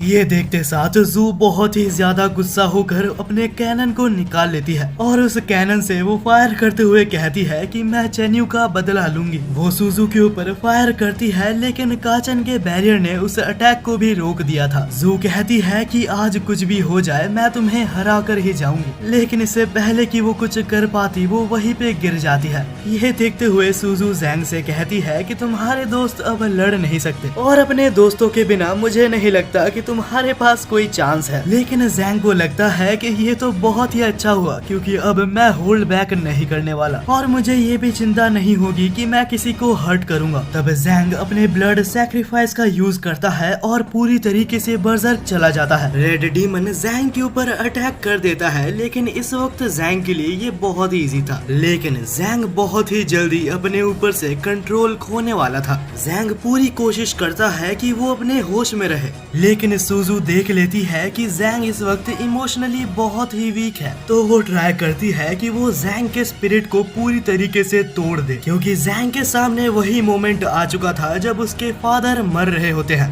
जैंग सुजू को देखता है जैसे वो अपने फादर को मारती है, लेकिन जैंग उसके फादर के बातों को रिकॉल करता है कि कैसे उसके फादर ने कहा था कि अगर वो ट्राई करे तो एक दिन वो ट्विन स्वॉर्ड्स के पावर को अनलॉक कर सकता है, जिससे इस दुनिया के तुम सबसे स्ट्रॉन्गेस्ट डीमन हंटर बनोगे। वहीं पे प्रेजेंट में जू बहुत ही चौंक गई थी क्योंकि जैंग का बॉडी पूरी तरीके से ग्लो कर रहा था। वहीं पे जैंग अपने विजन में चैन को देखता है, जहां हम देखते हैं कि ट्विन स्वॉर्ड की रियल पावर फाइनली अनलॉक हो चुका था। जहां चैन एक्सप्लेन करता है कि ट्रू पावर स्वॉर्ड्स के मदद से नहीं आती, हालांकि विल्डर के अंदर से आती है जो कि सबको प्रोटेक्ट करना चाहता है। वहीं पे जैंग चैन का अल्टीमेट स्किल यूज करता है और सुजू उस अटैक को देखते साथ ही पहचान जाती है कि वो कितना ज्यादा पावरफुल है। सुजू रेड डीमन को ऑर्डर करती है कि जैंग को रोको, लेकिन जैंग एक ही सेकंड के अंदर उस रेड डीमन को वन हिट में मार देता है। अचानक से जैंग सुजू के पीछे पहुंच जाता है और कहता है कि तुम्हारा टाइम ओवर हो चुका है, लेकिन तभी पीछे से काचन अटैक करता है और उसे दूर हटा देता है। काचन रुकना चाहता था लेकिन वो नहीं रुक पाता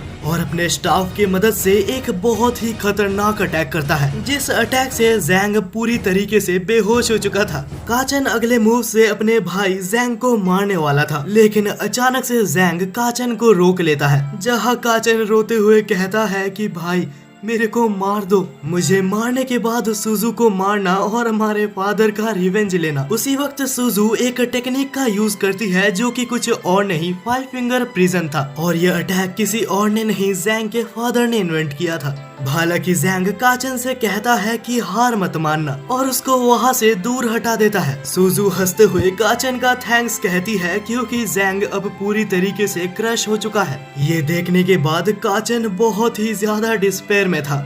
वो इस वक्त सुजू को हराने के लिए कुछ भी कर सकता था। तब काचन गार्डियन से पूछता है कि क्या तुम मुझे अपने पावर्स को कुछ देर के लिए दे सकते हो, लेकिन गार्डियन कहता है कि मेरे पावर के बदले मैं तुम्हारा सोल लेने वाला हूँ। वहीं पे अचानक से सुजू के स्ट्रिंग्स ब्रेक हो जाते हैं क्योंकि काचन अब एक गार्डियन बन चुका है। तब गार्डियन सुजू की तरफ देखते हुए कहता है कि इमोर्टल्स भी मुझसे डरते हैं और मैं इस वक्त तुम्हें जिंदा नहीं छोड़ने वाला क्योंकि तुमने मेरे सोल को मारने की कोशिश की है। लेकिन इंस्टेंटली सुजू उसे रिकॉग्नाइज कर लेती है और उसका नाम कहती है। अगले ही सेकंड वो पूरी तरीके से जल रही थी। इतने खतरनाक अटैक से वो पूरी तरीके से जल के राख हो जाती है। कुछ देर बाद हम सभी को चेन्यू के फ्यूनरल में देखते हैं, जहाँ सभी लोग बहुत ही दुखी थे कि चेन्यू मारा गया। ज़ैंग अपने ऊपर बहुत ही ज्यादा गुस्सा था क्योंकि वो चेन्यू को नहीं बचा पाया। कुछ देर बाद वो सभी लोग उस सिटी से निकलते हैं अगले सोल फ्रैगमेंट को खोजने के लिए, लेकिन उन्हें कोई आइडिया नहीं था कि उन्हें कहाँ जाना है। एम्परर उन्हें एडवाइस करता है कि तुम्हें शूमी माउंटेन के तरफ जाना चाहिए। वो एक ऐसा जगह है जहाँ गॉड्स रिजाइड करते हैं और अगर तुम वहाँ जाओगे तो तुम्हें अपने सारे क्वेश्चंस का आंसर मिलेगा। ये कहते हुए एम्परर अपने मैजिक की मदद से वहाँ एक पोर्टल खोल लेता है और सभी को वार्न करता है कि आगे की जर्नी बहुत ही खतरनाक होने वाली है। और इसी के साथ फाइनली ये एनीमे एंड होता है। मैं सच कह रहा हूँ, इस एनीमे को बनाने में मुझे बहुत ही मजा आया। यहाँ तक अभी रात के 3 बज रहे हैं और मैं वॉइस ओवर कर रहा हूँ। तो प्लीज अगर आप मेरी मेहनत के लिए कुछ भी करना चाहते हो तो हमारे इस चैनल को सब्सक्राइब कर लो और इस वीडियो को 3 बार हाइप कर देना। और एक आखिरी चीज, मुझे कमेंट में बता के जाना कि आपको ये एनीमे कैसा लगा और आप इसको आउट ऑफ 10 कितना रेटिंग दोगे। वेल, मैं इसे 9/10 की रेटिंग देता हूँ और तब तक के लिए मिलते हैं किसी और वीडियो में।